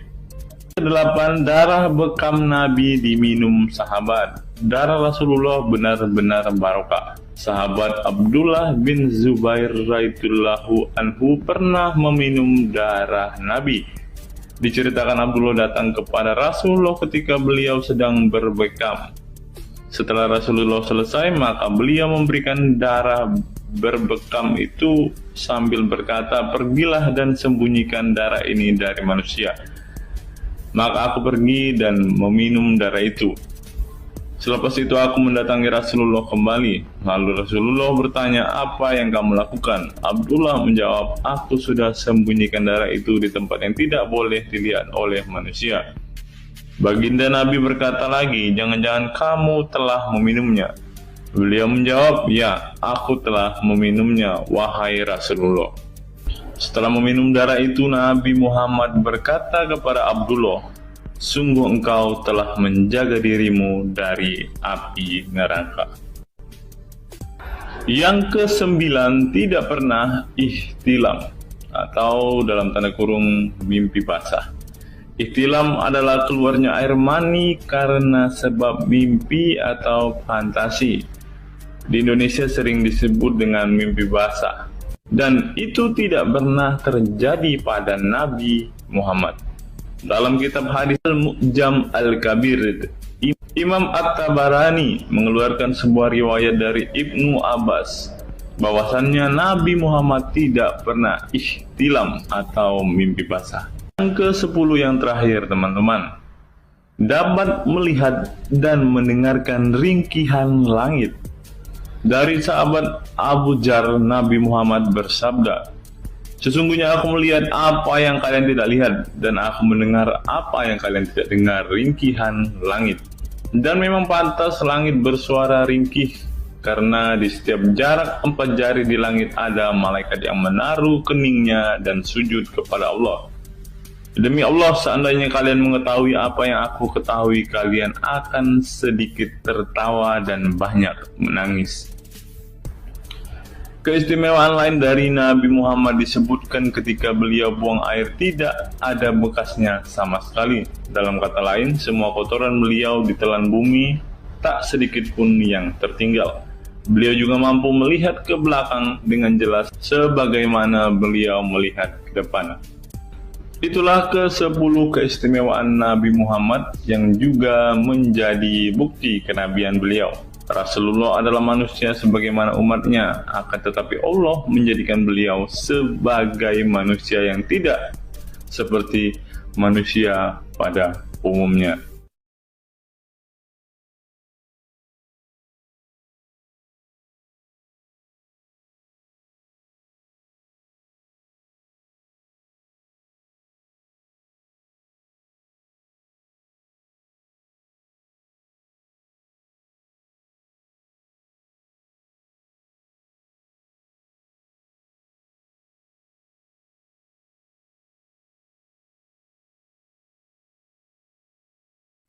Hari ini kita akan menyimak sebuah kisah yang saya kutip dari sebuah artikel yang akan menggemparkan kita semua. Karena kisah ini berisi sebuah cerita tentang para sahabat Nabi Muhammad yang katanya masuk surga. Bagaimana mungkin para sahabat ini bisa masuk surga? Sedangkan junjungan mereka sendiri pun tidak mempunyai kepastian surga. Seperti yang diungkap Bapak Quraisy Shihab berikut ini. Tidak benar, saya ulangi, tidak benar bahwa Nabi Muhammad sudah dapat jaminan surga. Mendengar apa yang dikatakan Bapak Quraisy Shihab tadi, jelaslah bahwa Rasulullah pun tidak pasti masuk surga. Bagaimana mungkin para sahabat masuk surga jika sang junjungan sendiri tidak punya kepastian surga? Memang sedikit aneh sih teman-teman. Nabi tidak pasti masuk surga, tapi para sahabat masuk surga. Mungkinkah para sahabat lebih baik dari sang Nabi? Untuk itu, mari kita simak kisah para sahabat Nabi berikut ini dan temukan alasan mengapa mereka bisa masuk surga. Kisah sahabat Nabi Muhammad SAW yang dijamin masuk surga oleh Allah SWT. Semua manusia pasti menginginkan masuk surga Allah SWT, namun tidak semua jiwa bisa masuk surga. Ada banyak tantangan dan perjalanan yang sangat panjang yang harus dihadapi umat Islam hingga mendapat kesempatan ala SWT untuk masuk surga. Itu juga belum tentu langsung masuk surga. Mungkin harus ke neraka untuk menghapus dosa-dosa terlebih dahulu. Meski demikian, kita bisa belajar dari kisah sahabat Nabi Muhammad SAW yang dijamin masuk surga Allah. Mereka tidak begitu saja mendapat tempat yang keindahannya kekal abadi. Berbagai ujian keimanan dan fisik dalam mengarungi kehidupan mereka di jalan Allah SWT. Siapa sajakah sahabat Nabi SAW yang dijamin masuk surga? Simak selengkapnya dalam ulasan berikut ini. Kisah sahabat Nabi Muhammad SAW yang dijamin masuk surga. Dalam sebuah hadis terdapat 10 sahabat Nabi SAW yang masuk surga. Hadis tersebut berasal dari Abdurrahman bin Auf radhiyallahu anhu. Ia berkata, Rasulullah SAW bersabda. Adapun kisah 10 sahabat Nabi yang dijamin masuk surga yang dikutip dari buku biografi 10 sahabat Nabi yang dijamin masuk surga karya Sujai Fadil 2020. Yang pertama, Abu Bakar As-Siddiq. Abu Bakar As-Siddiq dikenal sebagai manusia terbaik setelah Nabi Muhammad SAW. Beliaulah orang pertama yang beriman kepada Nabi SAW, menemaninya dan membenarkan perkataannya. Ketika Nabi Muhammad SAW meninggal dunia, beliaulah yang dipilih menjadi imam dan melanjutkan kepemimpinan sebagai khalifah. Yang kedua, Umar bin Khattab. Sahabat Nabi Muhammad SAW selanjutnya yang dijamin masuk surga adalah Umar bin Khattab. Dedikasi beliau kepada agama Islam sangatlah besar. Walaupun sebelum ia memutuskan untuk beriman kepada Nabi Muhammad SAW, ia ingin membunuhnya. Setelah masuk agama Islam, Umar bin Khattab menjadi orang yang paling berani dan mendapat gelar Al-Furuq, yang memiliki arti pembeda antara yang benar dan yang salah. Yang ketiga, Utsman bin Affan. Utsman bin Affan merupakan saudagar kaya raya, namun kekayaan tersebut tidak membuatnya sombong, namun kebalikannya. Utsman menggunakan hartanya untuk zakat, sedekah, dan infak. Setelah meninggalnya Umar bin Khattab, beliau melanjutkan kepemimpinannya dan juga melanjutkan tugas untuk menyusun mushaf Al-Quran. Yang keempat, Ali bin Abi Thalib. Ali bin Abi Thalib merupakan sepupu dari Nabi Muhammad SAW, sehingga beliau banyak belajar Islam dari usianya sejak kecil. Ali bin Abi Thalib pernah ditinggal Nabi Muhammad SAW saat perang Tabuk untuk menjaga para wanita dan anak-anak. Setelah meninggalnya Utsman bin Affan, beliau meneruskan kepemimpinannya. Namun di masa kepemimpinannya banyak sekali pertentangan dan perpecahan kelompok dengan pemikiran masing-masing. Talhah bin Ubaidillah. Meski tak seterkenal para khulafaur rasyidin, namun beliau merupakan sosok pelindung bagi Nabi Muhammad dalam perang Uhud dengan menangkis anak panah dengan tangannya hingga kehilangan jari-jarinya. Selain itu, Talib bin Ubaidillah disanjung karena kebaikan hati dan sedekah beliau. Yang keenam, Zubair bin Awam. Zubair bin Awam merupakan orang pertama yang berani mencabut pedangnya di jalan Allah SWT saat ia menduga ada orang musyrik yang sewenang-wenang kepada Nabi Muhammad SWT. Perjuangannya untuk masuk ke Islam tidaklah mudah. Beliau sempat disiksa oleh pamannya sendiri agar tidak mengikut Nabi Muhammad SAW. Yang ketujuh, Abdurrahman bin Auf. Abdurrahman bin Auf merupakan seorang saudagar yang kaya raya. Walaupun seorang yang berlimpah harta, beliau banyak menggunakan hartanya untuk kaum muslimin. Ketika mendengar bahwa dirinya akan masuk surga, Abdurrahman bin Auf khawatir apakah layak masuk surga dan merasa dirinya bukanlah siapa-siapa. Yang kedelapan, Sa'ad bin Abi Waqqas. Sa'ad bin Abi Waqqas merupakan paman Nabi Muhammad SAW dari ibunya. Ketika mendengar Islam di Mekah, Sa'ad langsung menghampiri Nabi Muhammad SAW untuk beriman kepada Allah SWT dan Rasulnya. Sa'ad bin Abi Waqqas merupakan orang pertama yang meletakkan anak panah di jalan Allah SWT. Beliau juga dipilih menjadi komandan perang Qadisiyah dan diangkat menjadi gubernur Kufah di masa kepemimpinan Utsman bin Affan. Yang kesembilan, Sa'id bin Zaid.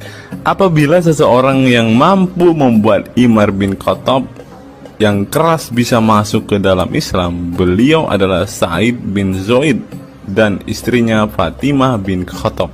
Beliau mengadakan pertemuan di Darul Arqam dan sebelumnya menyampaikan dakwah di dalamnya. Sa'id bin Zaid tidak pernah absen dari peristiwa penting dan peperangan bersama Nabi Muhammad SAW kecuali di perang Badar. Yang ke-10, Abu Ubaidah bin Zarah. Abu Ubaidah bin Zarah merupakan seorang sahabat Nabi Muhammad yang lemah lembut namun cekatan. Beliau termasuk salah satu generasi pertama yang masuk Islam. Ketika perang Uhud, 2 gigi depannya copot, malah tampilan dirinya makin bagus. Giginya ompong dikarenakan ia mencabut 2 rantai yang masuk melalui lubang kancing topi besi di wajah Nabi Muhammad SAW karena terkena tebasan. Dari 10 kisah tadi, semua sahabat Nabi itu terkenal dengan perbuatan baiknya. Apakah standar umat muslim masuk surga adalah dengan berbuat baik? Perbuatan baik tentu tidak dapat menyelamatkan. Seorang ustadz pernah berkata seperti ini. Mengantarkan kita masuk ke surga itu bukan amal perbuatan kita. Kita semua masuk ke dalam surga Allah kelak itu lantaran mendapat anugerah dari Allah dan mendapat rahmat dari Allah. Jadi bukan karena amal ibadah kita. Apa tanggapan teman-teman setelah menyimak kisah ini?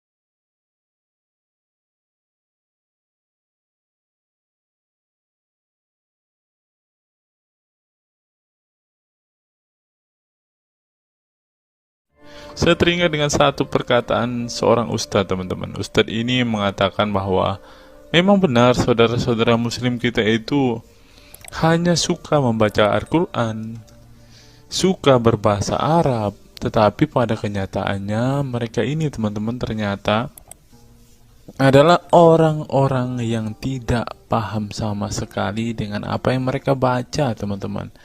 Dan akhirnya Ustadz ini mengatakan bahwa saudara-saudara muslim kita ini seperti keledai, teman-teman. Mari kita dengarkan apa yang disampaikan Ustadz ini. Kita bangga menghafal Al-Quran tapi tidak memahami Al-Quran. Senang mengulang berbahasa Arab tapi tidak mengerti bahasa Arab. Suka membaca Al-Quran tapi tidak memahami maknanya. Akhirnya apa? Menjadi keledai di Indonesia. Tidak sampai di situ saja, teman-teman. Menurut NU Online, seperti yang disampaikan oleh Gus Baha, ingin umat Islam banyak baca Al-Quran meski tak paham maknanya. Teman-teman bisa baca sendiri ya judul artikel ini. Artikel ini mengatakan seorang Gus ingin umatnya itu semua umatnya dia ingin bahwa mereka harus mau dan rajin membaca Al-Quran, teman-teman. Walaupun ya pada kenyataannya apa yang mereka baca mereka tidak ketahui. Apa yang mereka baca mereka tidak tahu maknanya, teman-teman. Mari kita dengarkan dan lihat apa isi dari artikel yang diransir oleh NU Online ini, teman-teman. Jakarta, NU Online. Rais Syuriah Pengurus Besar Nahdlatul Ulama PBNU Kiai Haji Ahmad Bahaudin Nur Salim yang biasa dikenal dengan Gus Baha mengingatkan umat muslim atau umat Islam untuk memperbanyak membaca Al-Quran meski tidak memahami maknanya. Waduh, gak bahaya kah ini? Ustadznya mengatakan harus baca saja Al-Quran walaupun tidak paham. Wah, bisa-bisa umat Islam jadi keledai se-Indonesia nih, seperti yang dikatakan Ustadz yang barusan tadi. Karena semuanya disuruh baca, disuruh hafal, tidak peduli tahu atau tidak arti dan maknanya. Aduh, gimana ini, teman-teman? Sebagai kitab suci, Al-Quran harus lebih dekat dengan umat Islam. Cara mendekatinya bisa dengan mempelajari dan memahami kandungan Al-Quran atau membacanya. Membaca Al-Quran lebih bernilai ibadah, terutama di bulan suci Ramadan. Saya paling sangat ingin di Ramadan ini banyak membaca Al-Quran, baik membaca secara qiraatan saja atau lebih jelasnya. Sebagaimana dikutip NU Online dari akun YouTube Santri Gayeng, Menurut Gus Baha, membaca Al-Quran tidak harus menunggu paham arti dan tafsirnya. Sebab membaca Al-Quran dari huruf ke huruf sudah bernilai ibadah. Meskipun seorang yang membacanya itu tidak paham arti dan maknanya. Terlebih ketika membaca dan kemudian menjadikan isi Al-Quran sebagai bimbingan hidup. Gus Baha mencoba melogikakan orang yang membaca Al-Quran tetapi tidak memahami maknanya. Ia menjelaskan ketika seseorang membaca Al-Quran dan tidak paham maknanya, maka seseorang itu hanya menyibukkan diri dengan kalamullah. Hal ini menurut Gus Baha sesuatu yang baik. Tetapi Ustadz yang tadi mengatakan kalau hanya bisa membaca tetapi tidak ngerti maknanya, mereka sama dengan keledai di Indonesia. Nah, sekarang umat muslim bingung nih harus ngikutin yang mana, mau jadi keledai atau hanya menjadi pembaca tetapi tidak tahu apa-apa nih. Lanjut teman-teman. Efek dari kesibukan dengan kalamullah itu pasti tidak melakukan maksiat. Tetapi kalau kita melihat ya, kalau ada satu contoh kasus yang terjadi di pesantren kemarin kan teman-teman, di artikel yang kita baca sebelumnya, bahwa kejadian atau hal yang bersangkut paut dengan maksiat ini terjadi di dalam pondok pesantren teman-teman. Bagaimana ini Gus Baha? Kalau Anda mengatakan bahwa ketika orang sibuk dengan membaca Al-Quran dengan kesibukan membaca kalamullah dan bisa terhindar dari melakukan hal-hal maksiat, tapi kok di pondok pesantren malah terjadi maksiat nih Gus Baha, bagaimana ini? Lanjut, saya beri contoh, meskipun membaca saja dan tidak paham artinya itu tetap baik. Ada orang yang semalaman itu duduk bersama keluarga, ngobrol ringan tentang masa lalu, cerita lucunya atau lucunya anaknya. Pada malam itu ditulis oleh malaikat bahwa keluarga ini tidak maksiat, tidak dugem, tidak narkoba, dan tidak ke tempat maksiat, jelasnya. Gus Baha mengatakan keberkahan dari seorang muslim atau muslimah menyibukkan diri bercengkrama bersama keluarga, asik guyon dengan teman dan tetangga adalah tidak melakukan maksiat dan tidak macam-macam, apalagi jika saat itu membaca Al-Quran. Hal ini sesuai dengan kajian ilmu usul fikih yang dipelajari Gus Baha dari Al-Makfurlah Kiai Haji Maimun Zubair. Dia menegaskan bahwa di antara kebaikan agama Islam adalah meninggalkan itu adalah pekerjaan yang tidak butuh modal. Gus Baha menjelaskan, apabila seseorang ingin mendapat pahala sholat, maka harus sholat. Kalau ingin mendapat pahala haji, maka harus haji. Namun ada kebaikan yang tidak perlu modal, yaitu meninggalkan kemungkaran. Caranya cukup meninggalkan hal-hal yang dilarang Allah. Cara meninggalkan kemungkaran bisa dengan bercengkrama dengan keluarga, baca Al-Quran, bercanda dengan teman, dan hal positif lainnya. Sehingga kalau ada orang yang tanya, kenapa baca Al-Quran meskipun tidak paham itu dapat pahala? Satu, karena itu kalamullah. Kedua, sebagai kebaikan itu adalah meninggalkan kemaksiatan. Meninggalkan itu bisa dilakukan dengan hal-hal mudah. Ini pentingnya ngaji. Saya ngaji usul fikih dengan Kiai Haji Maimun, abahnya Gus Yasin, katanya.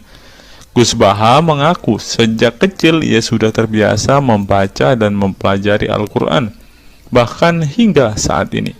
Kebiasaan Gus Baha mempelajari Al-Quran yang berlangsung puluhan tahun ini membuatnya memiliki kecintaan yang mendalam dengan kitab suci yang diturunkan kepada Nabi Muhammad itu. Ia juga membaca banyak literatur klasik maupun modern untuk memahami Al-Quran. Kemudian melakukan diskusi dengan banyak pakar Al-Quran dari berbagai daerah dan negara tentang berbagai tema. Tetapi syukur-syukur bacanya Al-Quran itu paham. Artinya paham sesuai dengan kapasitas masing-masing. Saya mulai kecil hingga sekarang masih ngaji Al-Quran, masih belajar, juga masih terus mencari ilmu. Ucap pengasuh pondok pesantren Tahfidzul Quran LP3IA Rembang, Jawa Tengah itu. Nah teman-teman, setelah mendengarkan apa yang dikatakan Ustadz Munzir Situmorang dan juga Gus Baha ini, taulah kita sekarang mengapa ketika ada debater Islam yang berdebat dengan saudara-saudara apologet Kristen kita, mereka tidak paham sama sekali dengan Quran mereka, dengan hadis mereka, karena ya seperti ini teman-teman. Membaca Al-Quran, menghafal Al-Quran itu adalah sebuah ibadah bagi kepercayaan mereka teman-teman. Walaupun mereka tidak paham apa yang mereka baca, walaupun mereka tidak mengerti sama sekali apa yang mereka baca teman-teman, yang penting dibaca saja, itu adalah sebuah amal baik. Nah teman-teman, kita belajar bahwa ketika apologet Kristen berdebat dengan para apologet Islam atau dengan para polemikus Muslim, inilah yang terjadi teman-teman. Mereka tidak paham sama sekali ketika mereka ditanya isi hadis dan Qur'annya. Karena pada intinya atau pada kenyataannya, seperti pengakuan dua ustadz ini tadi, bahwa memang benar umat muslim itu hanya senang membaca, hanya suka membaca, hanya suka mengimani, tetapi tidak paham sama sekali dengan apa yang mereka baca dan imani teman-teman. Sebagai contoh teman-teman, kita kalau melihat perdebatan antara Gurunda Zuma dengan apologet Kristen ya, ketika Zuma ditanyakan ayat-ayat Al-Quran atau hadis-hadisnya, Zuma pasti tidak pernah menjelaskan ayat dan hadis itu teman-teman. Alasannya ya kita tahu ya, sekarang ternyata memang Zuma pun ternyata hanya hafal, hanya suka membaca, tetapi tidak paham dan tidak mengerti sama sekali dengan apa yang mereka baca dan hafalkan teman-teman. Ya, jadi kita bisa ambil kesimpulan bahwa orang-orang model seperti ini sama seperti keledai di Indonesia, seperti yang diungkapkan oleh Ustadz Munzir Situmorang tadi teman-teman.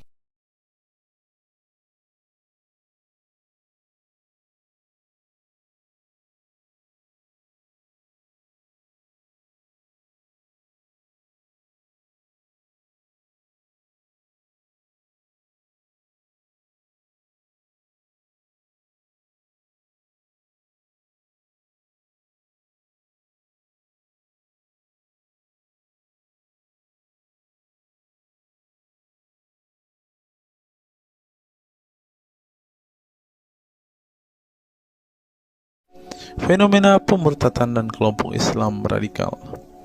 Sejumlah sarjana Islam mengemukakan hukuman seorang murtad adalah hak prerogatif Tuhan, bukan wewenang manusia. Masalah pemurtadan selalu menjadi isu penting dalam sejarah wacana keislaman. Dalam Islam, tindakan atau sikap seseorang muslim meninggalkan agama Islam, baik dengan perkataan maupun dengan perbuatan, disebut dengan ridah atau irtidad dalam bahasa Arab. Dan orang muslim yang melakukan tindakan ini disebut murtad. Nah, seperti yang dikatakan oleh Yakut tadi teman-teman, dengan mengatakan toa itu seperti gonggongan anjing, dia sudah murtad teman-teman. Itulah sebabnya saudara-saudara muslim menganjurkan dia untuk istighfar dan mengucapkan 2 kalimat syahadat kembali. Lanjut. Seorang dikatakan murtad belum tentu mereka pindah atau konversi ke agama baru. Bisa juga mereka kemudian memilih untuk tidak beragama, menjadi sekuler, ateis, agnostik, dan lain sebagainya. Masalah pemurtadan ini bukan hanya diskursus dan fenomena eksklusif dalam Islam saja, tetapi juga dalam agama-agama lain ya. Ada banyak pendapat di kalangan sarjana muslim tentang status ridah dan bagaimana seharusnya memperlakukan seorang murtad. Ada yang berpendapat ridah adalah masalah kepolitikan, bukan masalah teologi keagamaan. sehingga orang yang keluar dari Islam murtad tidak perlu dikenai hukuman apapun, termasuk hukuman pembunuhan. Karena itu akan bertentangan dengan doktrin Islam dan Al-Quran yang menggaransi kebebasan bagi seseorang untuk beriman dan beragama atau tidak beriman dan tidak beragama. Bagi mereka, sejarah hukuman pembunuhan bagi orang-orang yang keluar dari Islam lebih mengacu pada fenomena dan alasan sosial politik belaka. Dengan kata lain, kata murtad bagi mereka mengacu pada pengertian pembangkangan politik ketimbang pemberontakan teologis.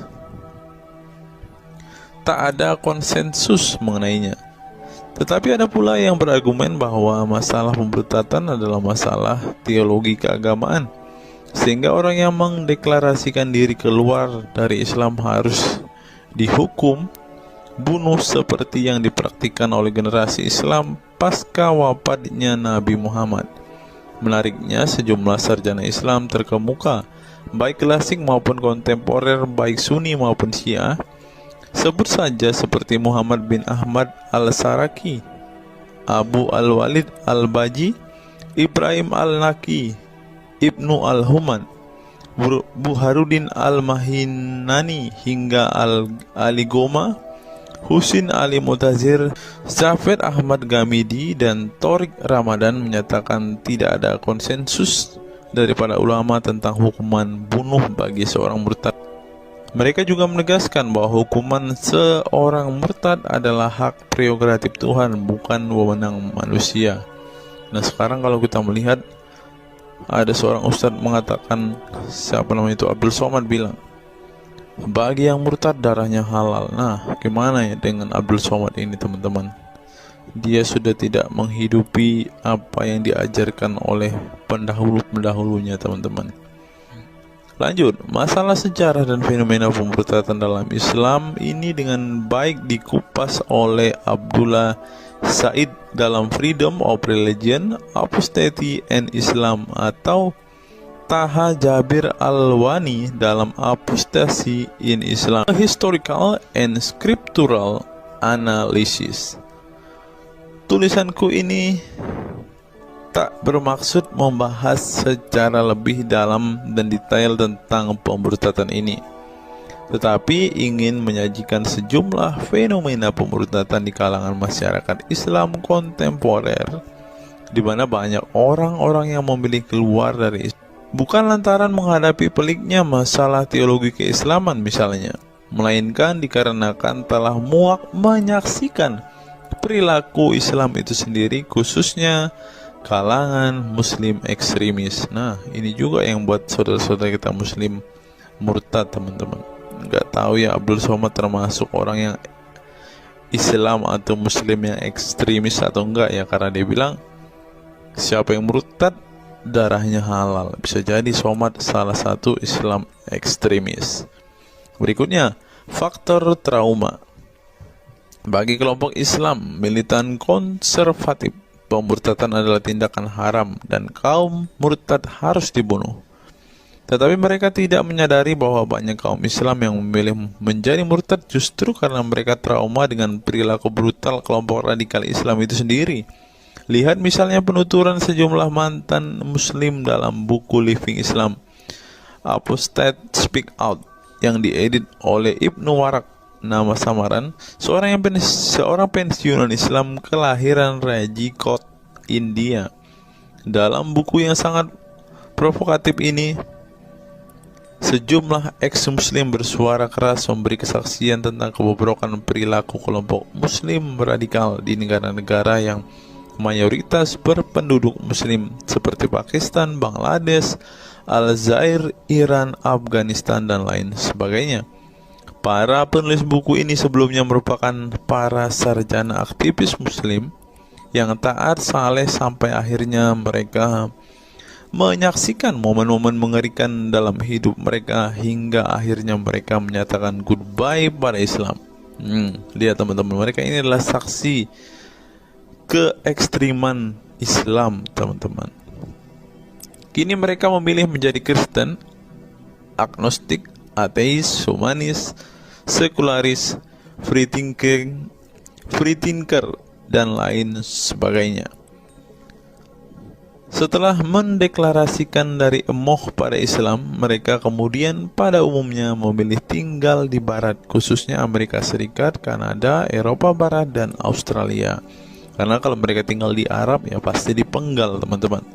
Sebagai suaka baru, mereka dengan pertimbangan satu, masalah ketidakamanan jika mereka tinggal di negara asal mereka, sebab seorang yang pindah agama dihukumi murtad dan mereka itu bisa dibunuh. Nah, benar apa yang saya katakan tadi kan, teman-teman.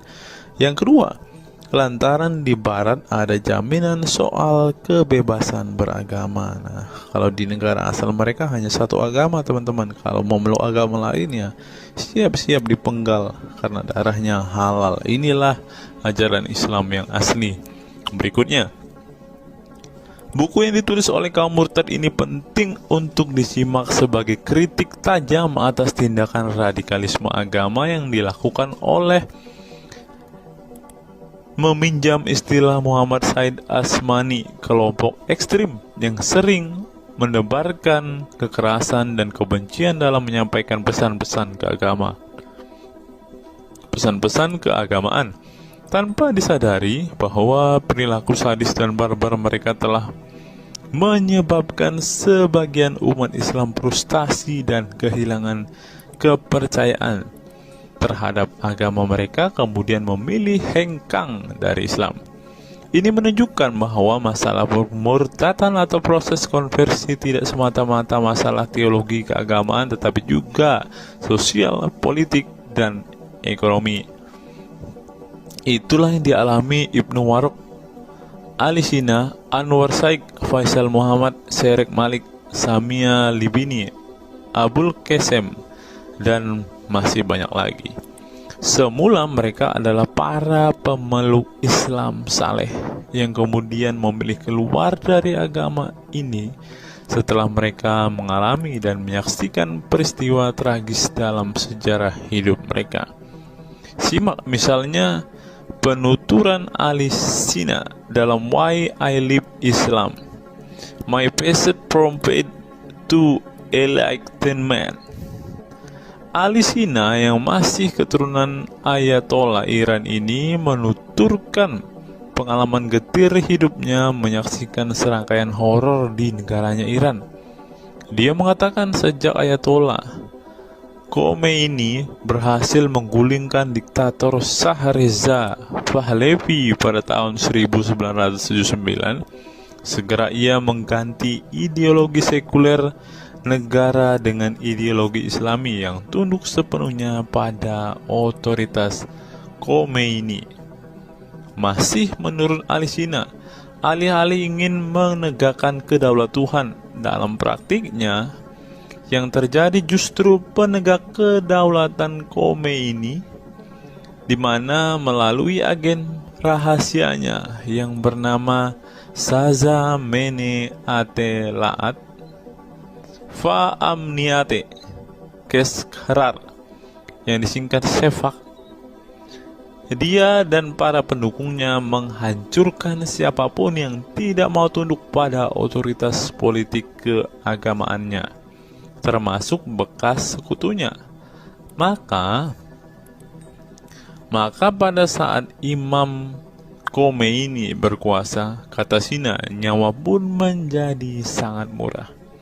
Ribuan orang Irak dibunuh sebagai efek perang teluk antara Iran-Irak. Ribuan pengikut Bahai Faith disiksa dengan tuduhan murtad, dan ribuan penduduk Iran yang menolak otoritas politik dan agama sang imam dipenjara. Nasib kaum perempuan lebih tragis lagi. Sebelum dibunuh, mereka diperkosa oleh tentara syariat dengan alasan sebagai imbalan pembangkangan kepada sang ayatollah sekaligus tiket menuju surga. Oh, ngeri teman-teman, tiket menuju surga. Peristiwa tragis semasa rezim Khomeini ini membuat Ali Sina trauma dan kehilangan kepercayaan terhadap Islam, sehingga ia memilih murtad. Sekarang ia mendirikan Faith Freedom Foundation untuk mengadvokasi orang-orang yang ingin meninggalkan Islam. Selain Ali Sina, pengalaman getir juga dialami oleh Abul Qasim Bangladesh, Sherak Malik Pakistan, Anwar Saik Pakistan Bertain, Nadia dari Maroko, Samia Libina dari Tunisia, Azad dari India, dan masih banyak lagi. Setelah mengalami dan menyaksikan sejumlah peristiwa tragis kekerasan agama yang dilakukan kaum muslim radikal di negara mereka, mereka kemudian hijrah ke iman yang baru. Memang tidak bisa dipungkiri di negara-negara berbasis Islam itu telah terjadi sejumlah peristiwa sadis yang dilakukan sekelompok rezim muslim militan dan kaum radikal agama demi ambisi politik kekuasaan mereka. Atas nama agama dan penegakan syariat Islam, mereka melakukan serangkaian teror dan kekerasan terhadap kelompok minoritas dan lawan-lawan politik agamanya. Penulis perempuan Mesir Bat Ye'or telah menunjukkan dengan baik sebagian dari sejarah gelap radikalisme kelompok militan konservatif terhadap kaum minoritas ini dalam buku The Decline of Eastern Christianity Under Islam From Jihad to Dhimmitude.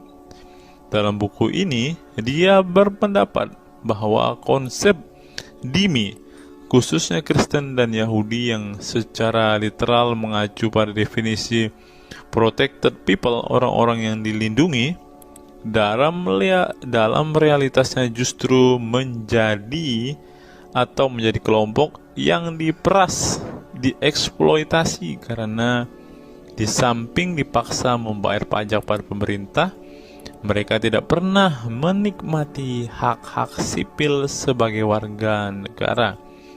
Di negara-negara berbasis syariat Islam, mereka memang menjadi warga negara kelas 2, kalau bukan malah tidak berkelas lagi. Wah. Tidak hanya non-muslim saja, kaum muslim yang kebetulan berseberangan dengan ideologi dan aliran keagamaan rezim penguasa, baik rezim Sunni maupun Syiah, juga mendapat perlakuan kejam dan diskriminatif. Sebagian dari kaum muslim yang dizolimi oleh rezim Islam ekstrem ini masih bertahan memeluk Islam. Tetapi sebagian lain lebih memilih kabur ke negeri lain dan emoh memeluk Islam lagi. Ilustrasi di atas merupakan peringatan keras sekaligus memberi pelajaran berharga bagi umat Islam. Dengarnya saudara-saudara Islam, khususnya kelompok muslim militan konservatif yang selama ini getol berdakwah dengan cara-cara kekerasan dan intoleran. Perilaku brutal dan aksi-aksi kekerasan yang mereka lakukan tidak hanya menyebabkan simpati publik terhadap kaum muslim merosot atau melorotnya tingkat kepercayaan publik terhadap Islam sebagai agama damai, toleran, pluralis, dan rahmatan lil alamin. Tetapi lebih dari itu, tindakan konyol kaum radikal agama ini telah menyebabkan pemurtadan sebagian umat Islam itu sendiri. Kedepan kaum muslim harus menebarkan Islam dengan cara-cara damai, santun, dan toleran, bukan dengan tindakan keras, kasar, dan intoleran yang justru merugikan Islam dan kaum muslim itu sendiri. Jika memang Islam itu agama rahmat bagi alam semesta, maka buktikan itu dengan tindakan nyata. Wallahu alam bishawab. Nah, itulah fakta-fakta yang bisa saya sampaikan pada kesempatan hari ini, teman-teman. Kiranya fakta-fakta ini dapat membuat kita semua sebagai umat Kristen semakin bersemangat berdoa, terlebih memberitakan Injil kepada saudara-saudara muslim kita yang benar-benar rindu, yang benar-benar ingin dan haus mendengarkan kabar baik, teman-teman. Karena Alkitab memang mengatakan ada orang-orang yang hatinya sudah tertutup untuk Injil dan mereka tidak akan pernah mendengarkan kabar baik itu. Bagi saudara-saudara muslimku, segeralah murtad, karena sesuai dengan apa yang kita bacakan hari ini, banyak sekali fakta-fakta yang di luar nalar yang bisa menjadi alasan kalian untuk meninggalkan agama Islam. Apa pendapat teman-teman setelah menyimak video ini? Silahkan tuliskan komentar waras teman-teman di kolom komentar video ini, agar banyak orang semakin waras dan semakin sadar bahwa hanya Yesuslah satu-satunya Tuhan dan Juru Selamat. Hanya Yesuslah satu-satunya yang menyediakan surga bagi setiap orang yang percaya kepadanya. Salam waras, salam sadar.